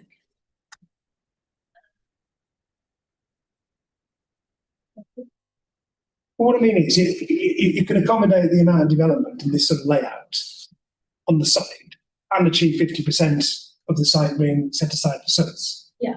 Yeah. There's no inconsistency, and it's not going to. There's no inconsistencies. That's all I was getting reassurance for. Yeah, exactly. Yeah.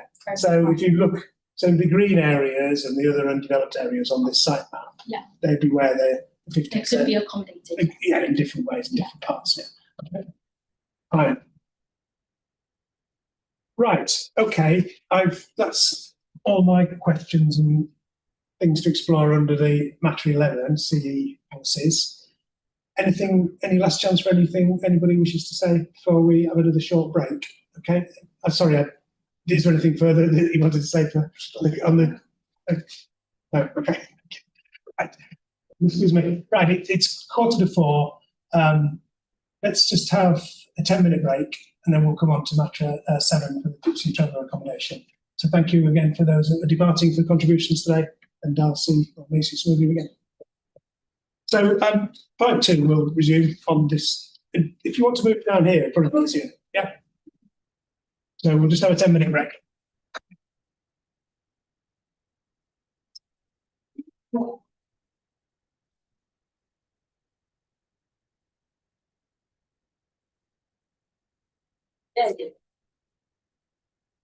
Yeah.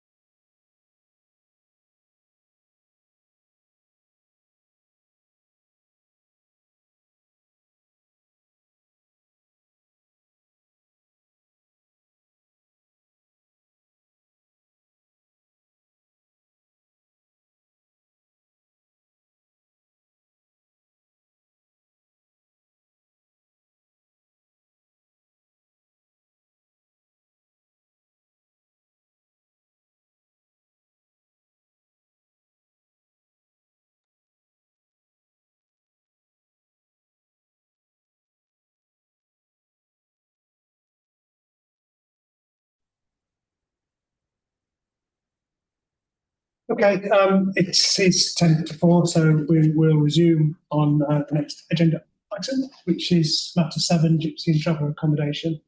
I'll do introductions in a sec, but just as you're aware, we did, this was an issue that we discussed at an earlier hearing session. Unfortunately, we were unable to attend. Hope you've recovered. So we agreed to have another session whereby you could. So I've had one discussion about this, so I'll hear what you wish to say. That probably won't ask quite as many questions to the council because I've already been through it once with them. Anyway, before we start, can we just do introductions from the council first of all, please? Sure. Claire Lawrence, Principal Planner, London Borough of Newham. Yes. Naomi Pomfret, Principal Planner, London Borough of Newham. Stanley Edmund, Interim Planning Policy Manager. Nancy Walker, I'm the Policy and Research Officer at London Gypsies and Travellers. I'm Emily O'Brien, a member of Newham residents. Okay, welcome. Okay, so you've read the representation that you made. It was your representation, it wasn't a statement, was it? Or was it? I can't, I've got it anyway. And you made some specific suggestions about modifications. So there's two elements to what I wanted to talk about really. It was one, whether the council's assessment of how much additional accommodation is needed in Newham over the coming years ahead is justified, accurate, or whatever, from your perspective. And secondly, what the plan proposes in terms of how additional pitches should be, where they could be provided. So that's the two elements to it, yeah? So, and the council has proposed a modification to the policy H10 in the plan and a change to the policies map. So the map in the plan designates the existing site. Is that where you live? No, it's not. Okay. So that is existing site, and it designates that site and safeguards it for accommodation for gypsies and travellers. The council has proposed a modification to the map to extend the site both to the north and the south, which would provide additional space for 5 additional pitches, I think. Yeah. So we've got that. So then the plan, the wording of policy H10 is proposed to be modified in a number of ways. One, to refer to what the need for additional pitches is, as assessed by the council, how many, how that will be met by enhancing, intensifying or expanding existing sites, but also through a new site to fit with certain criteria. And then also the modification refers to providing transit sites and sites for negotiated stopping, which is one of the points that I know that you made. So that's basically where we've got to. Council also talked about the efforts it's made to try and identify other land that could be provided to put additional accommodation on, and looking through its own land portfolio, and it talked about identifying potentially 10 council-owned sites, some of which may be suitable, but that's an exercise that's ongoing through various council departments. Separately, it's about 5 sites, but it's more pitches than sites. Right. But yeah, our regen colleagues are currently looking at looking at the feasibility of those sites and then discussing with the community about those sites, whether or not they seem like suitable options for pitches moving forward. Okay. Right. So in terms of how many pitches are assessed to be needed, that was based on an assessment carried out by consultancy ORS. Yep. And that identified a need for 23 pitches between 2022 and 2037. I think it was 2021 and 2038. Okay, sorry. Okay. No, okay. Okay, so 23. The modification, I think we touched on this, I don't think we quite got to the bottom of this. The modification, or we did if I've forgotten, I've lost my note of it. The modification would be to set out what the requirement would be from 2027 to 2037, a 10-year period. Yes. And that would be 19. Yes. So I still don't quite understand where they were later on, weren't they? Yeah, so the study breaks down the need into different time periods, and there was that final year has 4 pitches. Yes, okay. So everything else would be met in the 2027 to 2037 or sooner. That's the okay. So before we look at where these additional accommodation could be provided according to the plan, do you want to say anything about the, the assessment of need and whether that's realistic? So the way we've discussed how we to make our comments is that I will talk from the point of view of London Gypsies and Travellers and our work with the residents who live on the existing site, Parkway Crescent, and Anne-Marie will talk about the need of Gypsies and Travellers who are stuck in standard accommodation and who need new sites. So then I'll speak to this first point, and Anne-Marie can talk more about the new sites and the need there. Though Anne-Marie was also crucial in, you also did the survey for the Gypsy and Traveller Accommodation Needs Assessment. So actually Anne-Marie, with our support, did some of the field work to make those numbers more accurate. So the ORS, obviously they did their assessment when the definition was still the discriminatory definition.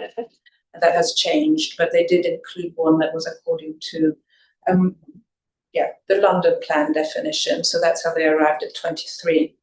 What I'd say is that they conducted 18 interviews on the site on Parkway Crescent, where they don't specify who they interviewed, but they did interview three households who were homeless, living on the site.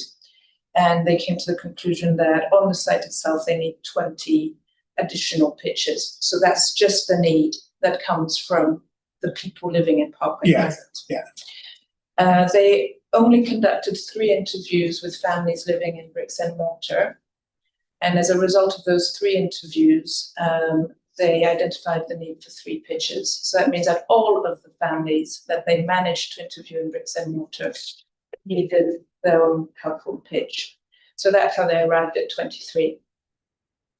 Now, if we compare to that, another flawed traveller needs assessment was the London-wide one, which was published in November. For their part, they conducted no interviews on Parkway Crescent because they took as given that the one that ORS had done was sufficient and accurate. So they had 0 interviews on site, but they did do surveys of families living in bricks and mortar. They had 23 responses from families living in bricks and mortar. Out of that, they identified the need for 20 pitches. So we have in front of us evidence of need coming from either one consultancy company, and the quality of these, I don't need to tell you, you've probably seen it all over the country, is wildly varied because there are no standards for these needs assessments, but this is what we have. So I'm trying to make the best out of the evidence we have. We have one consultancy that basically did most of their interviews on the existing site, and then we had another consultation company that did all their research in bricks and mortar. From our point of view, those 2 need to be combined, and that gives us the most accurate figure because there's need both arising from the site and from families stuck in bricks and mortar who have the right to culturally appropriate accommodation. Just tell me, I think you may have said it, I missed, who carried out the other survey on behalf? Sorry? RRR. And that was on behalf of who? The GLA. Yeah, okay. And that was a London-wide one? Yes. What date was that? It was published in November. So this is the more recent? Yes. Okay. And that, when you... That figure that they've arrived at, which is, as I said, we think it's an undercount because they did no interviews on the site, and also they used a flawed methodology. So it is very much the minimum is 34 pitches by 2032. So is that those 23 responses from families in bricks and mortar? They in Newham? Yes. Yeah, okay, thanks. And that identified a need for 20 pitches. So, okay. So this survey, as far as you know, has been published? It's on the GLA website since the 25th of November. Okay, thank you. Also, Newham probably received the bit that was related to Newham Council before that date. That's what we found in other boroughs, but obviously I don't know what to... Just one other contextual question, then you carry on. I think in your representation, you referred to the 2021 census, yes, identifying 390 people as in identifying as gypsy travellers in Newham. Yes. That's a significant undercount. Yeah. We think that the 2021 census undercounts gypsy and traveller people by about 50%. So the 23 responses that the RRR got, that would they have been able to target the 390 that were identified in the census? The way RRR did it was Yeah. with working with our organisation and other local organisations because of digital and literacy access issues. Our organisations and our field workers went to Newham and to other boroughs where we have contacts and sat with people so that they could fill out the survey. That's how we achieved that response rate in Newham, which would have been from that cohort. But From the 390? yes, So getting 23 responses. yes. But then, so the 23 responses led to a need for 20 pitches. But is that extrapolating the 23 up to 390, or? Well, no, that isn't. That No. is just That's just of the 23. Their methodology set a very high bar for accepting what cultural preference means, and we disagree with that methodology. So even though it does seem on the face of it that they did 23 surveys, the need identified is 20, and that seems to meet most of the people who bothered to do the survey. There are about 100. About 200 gypsy and traveller households in Newham, as far as we can identify from our database. But we have a database of all the families who have approached us for services such as accommodation advice or family services. And the way we have done our research, we think that approximately 60% of those families would like to exercise their right to live in culturally suitable accommodation. But we do not have the evidence of the quality needed for a local plan because, for various reasons, people not feeling comfortable or as brave as Anne-Marie to come forward and express their needs. So because these local plan examination we found so far don't really accept formulas such as this, where we've done our research, that's not enough. You want actual names or identified households. We can't say that. So we'd say that this need of 20 pitches really is the minimum, and it would be applicable to the whole cohort of about 200 families. So 23? So 23 households completed the surveys. Yeah. The need is for 20 pitches according to the GLA. Yeah. The people who would apply for those 20 pitches would be from the entire cohort of families living in bricks and mortar, which we think is about 200 families. You say 200, whereas you refer to the census being 390. There's 390 individuals, it's about Oh, sorry, I get households. Yeah, okay. So one pitch is one household. Yeah. Thank you. Okay, yeah, understood.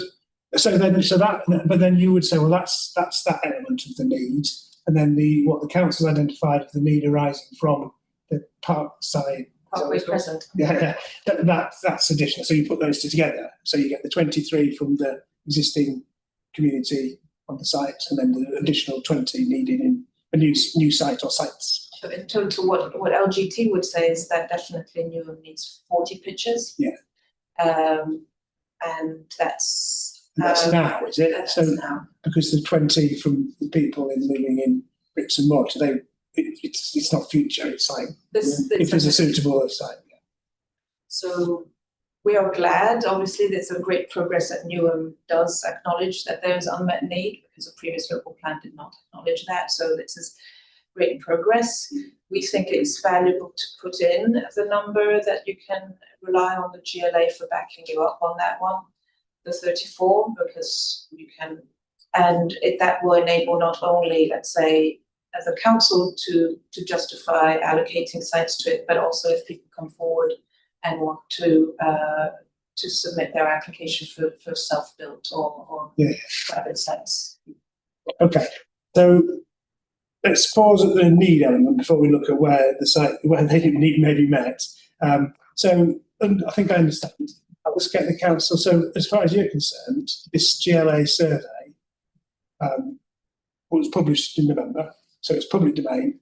It's well, I'll ask the council to comment on it. The GLA not here, but I can look at that, so I can have that. Well, go on, do you want to comment on that? No, that's all right. I mean, my understanding, and you might have more detail than, you will have more detail than me on who in the community filled out the survey, but my understanding, I had a look at the study in more detail, and Nancy's completely right. It does separate out our need on the site and the need arising from that as a sort of separate figure. I think it's something like 19 over the period of the GLA study. But then my understanding was how the rest of the need calculations worked out is it takes the census data for gypsy and traveller households living in bricks and mortar accommodation, and then from a broader kind of London-wide survey, it identifies a percentage of that need for people who need a pitch. So it would assume, I think it's about 20% of the census identified gypsy and traveller households in London require a pitch, and that's how that need is then extrapolated to I think that's applied to the first 5 years of the London study, the second 5 years to apply a growth factor to that. So that's my understanding of how that's calculated. It's the more up-to-date study. Our study doesn't make assumptions based on the surveys carried out, because in the study it talks about how it thinks that might overestimate need. But I don't think it's it's not that we're opposed to the GLA methodology necessarily. It's just that we also think that ORS's study, which informed our policy drafting today, is sound. But it wasn't able to assess the need for people living in bricks and mortar, was it? They acknowledged that. It did interview people in bricks and mortar, but it did that through, I believe it spoke to organisations like Gypsies and Travellers and asked for community, if community members wanted to respond to our surveys. Okay, but there's nothing methodologically illogical about taking the evidence that ORS did, talking to the families on the existing site and their need of 23 over that period. Yeah. And then also looking at, well, there's other evidence now about a need arising from families living in bricks and mortar. There's no. No, I don't think. Well, we've never raised an objection throughout the formulation of the London. The London assessment of need is a different methodology, but we can quite understand. So you've got no objection to that being added to the examination library? No. Okay, so that's an action point. So I'll have that. I can look at that. Now, GLA commissioned that. It's London-wide. Yeah, it's a London-wide study. And what's its purpose? What's the GLA's purpose for it? Is it for local authorities to use to form their plans, or is it to do something? It's to inform the new London plan approach to meeting gypsy and traveller need. So it will be used to either, in the current London plan, it will be used to inform a need figure for each of the authorities. It will be for the authorities to determine their targets, or what we have suggested to the GLA is that this is looked at as more of a regional approach to meeting this need, because land availability will differ significantly across different areas of London, and in a similar way to general needs accommodation, we think that it's appropriate. This is looked at strategically, so there is a target based on land availability. Yeah. So there's two things. One, it is evidence, and it's factual evidence in the public domain, and it could be referred to in this plan. What the policy response to that is something different, and that is there's two approaches to that. One is each borough does what it can to meet its own local need, or the local London plan sets a strategic approach somehow, but says the need should be met, or whatever proportion of need should be met, somehow distributes it elsewhere or whatever.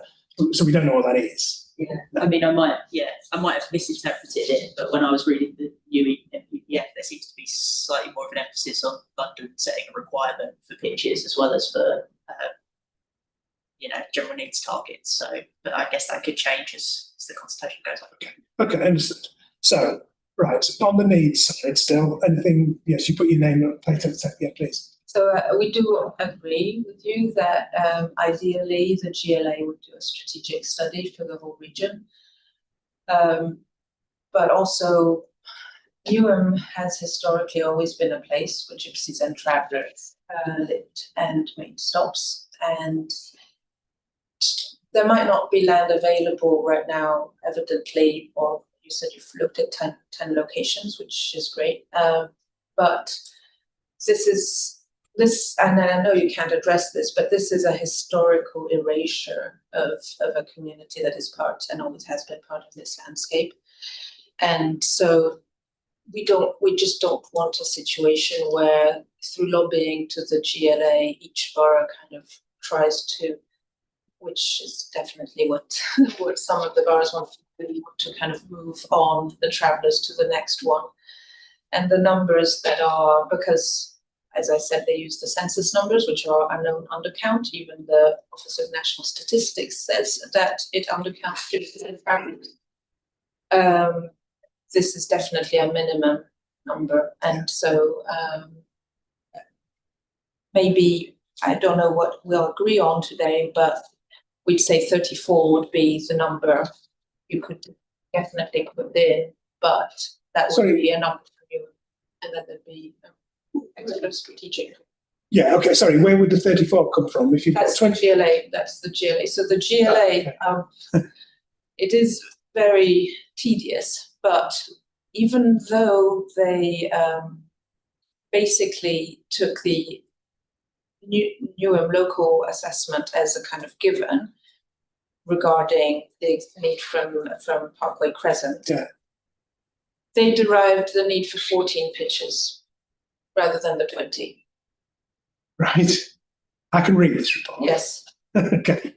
Right. Right. Okay, So we'll leave it. I think adds up to 34 in there. So 34 for Newham from the London-wide assessment. But alternatively, you could take a view of picking a bit from that one and a bit from that one and say that's what you're saying. You could defend that. Yes. Because one company didn't do field on the site and the other one didn't do field. Understood. Yeah. Okay. Okay. Well, I think I understand. Okay. So I've got the evidence. I think it's agreed what the evidence is. I can interpret that about what that shows need to be, and I can think about how that should be reflected in the plan, if at all. So thank you. That's helpful.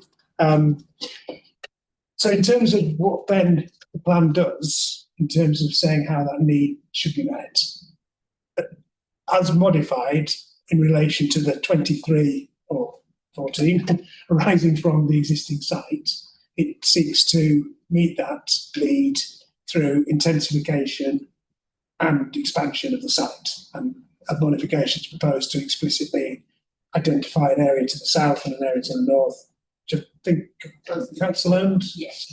A little bit, and there's been a sort of feasibility to fit on 5 pitches there. So that, I don't think there's any intensification capacity that's been identified. No, it's just purely adjacent to the. So that's what that could do. So let's comment on that. We're speaking about the site in Parkway Crescent. Yeah. That Newham didn't build, it's only maintained, and we're going to get that out there. There is families in there that they're going to need them pitches. 5. Right? Yeah. They're going to need them pitches. So that still leaves families in Brooks and Water, like myself and my family in Brooks and Water, and Newham still didn't build a site. It maintains it, but it never built it. And they offered two sites, 2 pieces of land. Took them 7 months to get back to me, and then had the audacity to come on a meeting and not know what they were talking about. So, frustration of Newham. I'm not going to talk about Parkway Crescent site. They have nothing to do with me. Yeah, okay. I'm going to be honest, but if you're building to the south and the north, you're building for who's inside and that. Yeah. You know where I'm coming from? Yeah. And to me, I need a home. My grandchildren needs this. We need our culture. And I would just like Newham to give me a positive result today, because I have another meeting coming up with them I would just like a positive result. And if anything, you owe me that. For 20 years of my life, you owe me that. Okay, thank you. Understood. What we'd like is for those new locations to be put in the local plan. Yes. They are not deliverable. If there is no a priori problem with the deliverability. Yes. So let's leave the Parkway Crescent. Parkway Crescent. I keep wanting to call it Parkside for some reason. But Parkway. So we've dealt with that as best we can. But what I do know about that though is that that's not sufficient to meet those needs. But we're now talking about the other needs as well for people like yourselves, which is quite, I understand entirely. And we've got the evidence that we referred to about what the numbers could be, and they could change, couldn't they? They could be an undercount or whatever. But that's what it is. So that's what we can work with.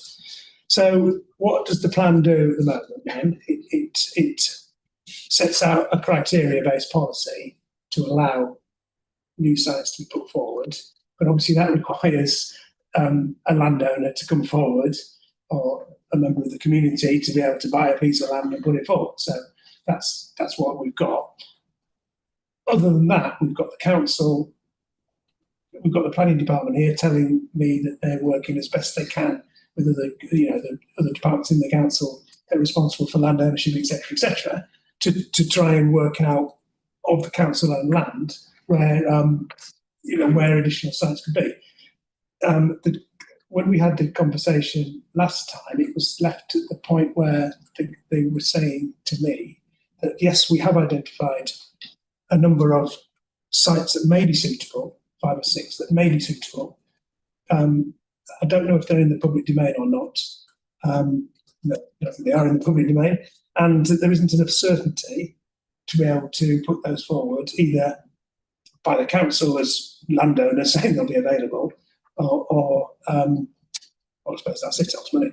What you're saying is, well, the council should put these forward if they're potentially suitable and available. It means that it is not positively prepared to meet need that there is evidence for. We have experience in other local authorities where some sites that were council owned were put forward only, and because there was no a priori problem with those locations because they were council owned and they weren't excessively polluted or something, then they were put there as a kind of placeholder so that we have some guarantee that cannot be removed without enough process. We would like that guarantee in Newham. Understood. Okay, right. So I suspect you're not going to be able to take things a bit further from where we were last time. I mean, all I can say is that from the planning team's perspective, we really are pushing the importance of this to our colleagues that are responsible for taking those sites forward. And from our perspective, it should be a priority, but we only have so much influence over kind of broader governance processes that happen to get that agreement. So I know it's not much comfort to you guys, but rest assured from the planning side, we really are trying to push these. And we are really glad that you've been willing to meet with us and keep us more or less, sometimes less updated than we need.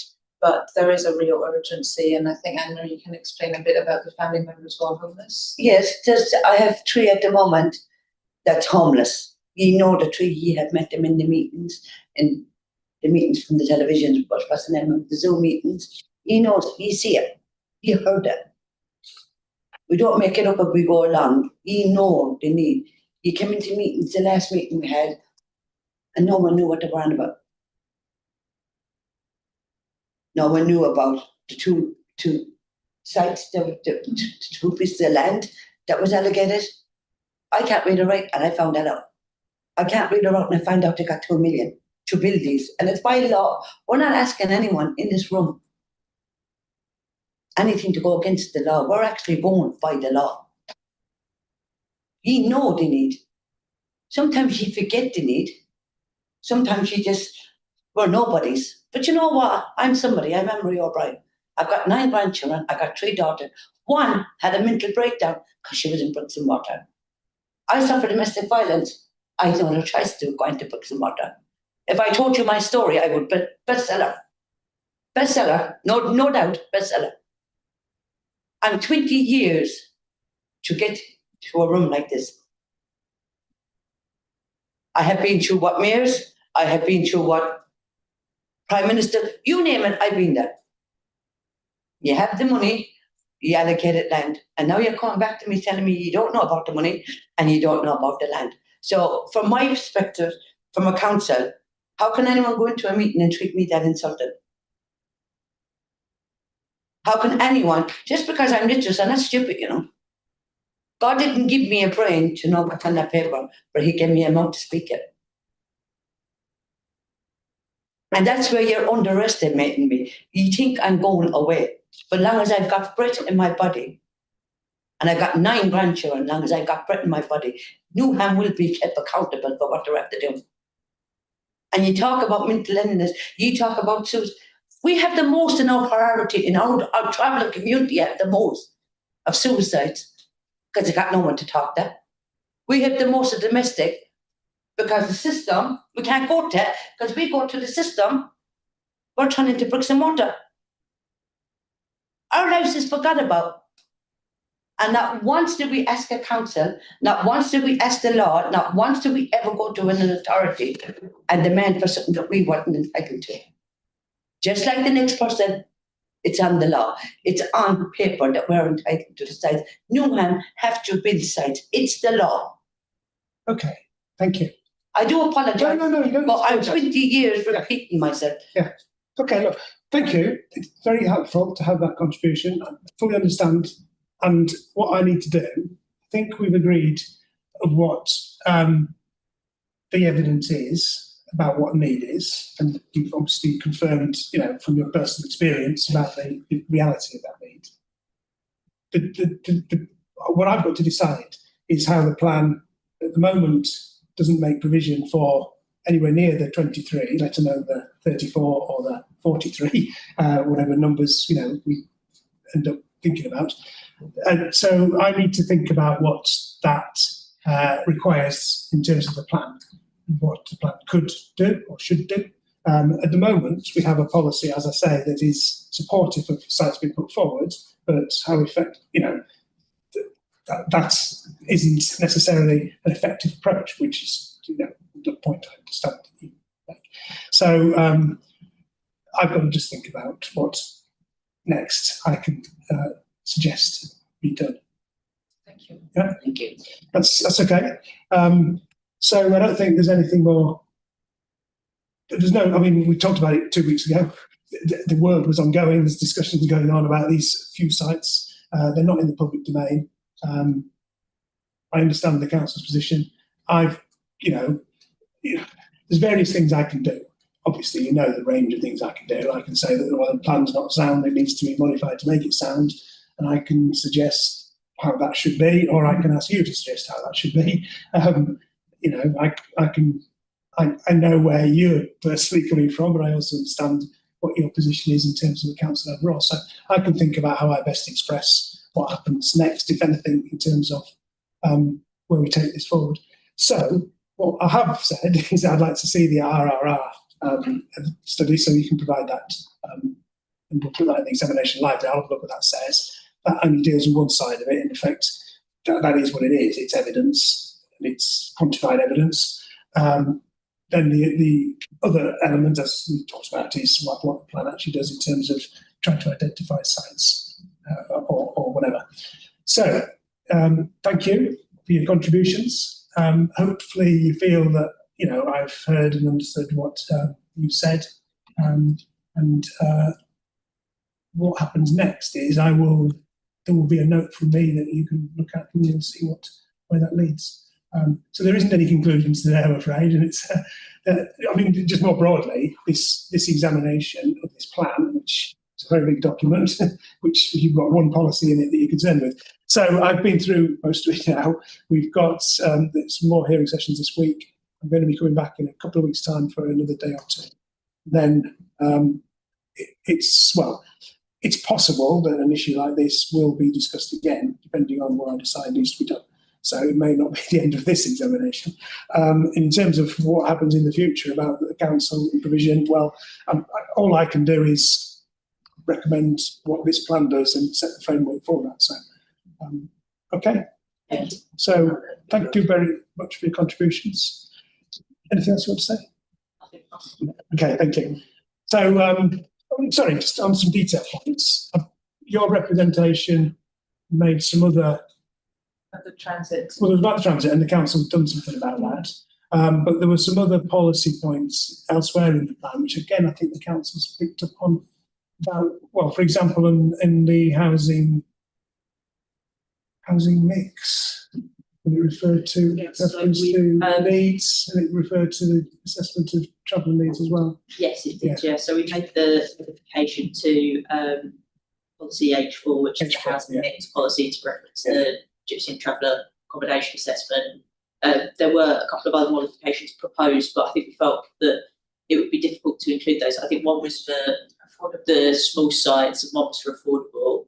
And I guess it's because it covers such a broad range of different housing types, we felt it was difficult to pinpoint one and not others. But yeah, I mean, it's not whether we, No, okay. Another one, sorry, worry too much about. But if we had to make that change, but it just felt difficult.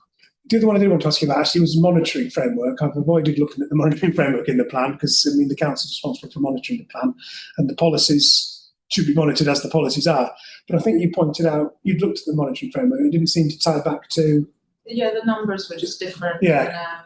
And, that's just a discrepancy. But the other thing is whether it is worth referring to the London plan H14, which is about gypsies and travellers and about audits of existing sites, which we think is good practice and most boroughs don't do it, and that would be a way then of incorporating that, the good maintenance of Parkway Crescent going forward. Obviously, we don't want it to fall back into repair. About the 2 million, the issue is that the Parkway Crescent site was actually built as a relocation site for the people who are living where the Olympics now. So that's why it basically accommodated gypsies who became evacuated from that area, but not actual residents of Newham. That's why there's a frustration. Yeah.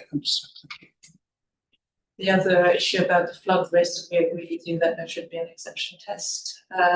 We haven't seen any site built places in the country without the exception test, but there are transit sites built in flood zones. That's just how it is because the more suitable areas are taken by permanent sites. But the point of then applying the exception test is that you make sure there's measures in place for safety. For safety that are longer term, like in the Hackney Marshes, what they did, they used the rubble from the World War II bombing sites to absorb the flood, but raise the level sufficiently. So that's how we have a few sites in the Hackney Marshes. Right. Okay. Okay. Thank you. Right. So we'll finish there for today. Thank you again for your contributions. That's helpful. So keep an eye on the website and what happens next. There's no indication about the timeline when we might have another. Well, yes, there is, in the sense that I will, after this week, I will probably do a note setting out some actions. But just bear in mind that that's not necessarily the end of it. So I'm not committing to putting something in. But then we do have a date for 2 more hearings. So depending on what my actions are, the next hearing session would be Tuesday the 17th of February, in 2 weeks, and on Wednesday. So if you want to put that in your diary as a possibility. Okay. Thank you very much. Thank you. Right. So we'll finish there for today. We're back tomorrow. Or whatever matters are on the agenda for tomorrow. I'll think about that later. Okay. Thank you.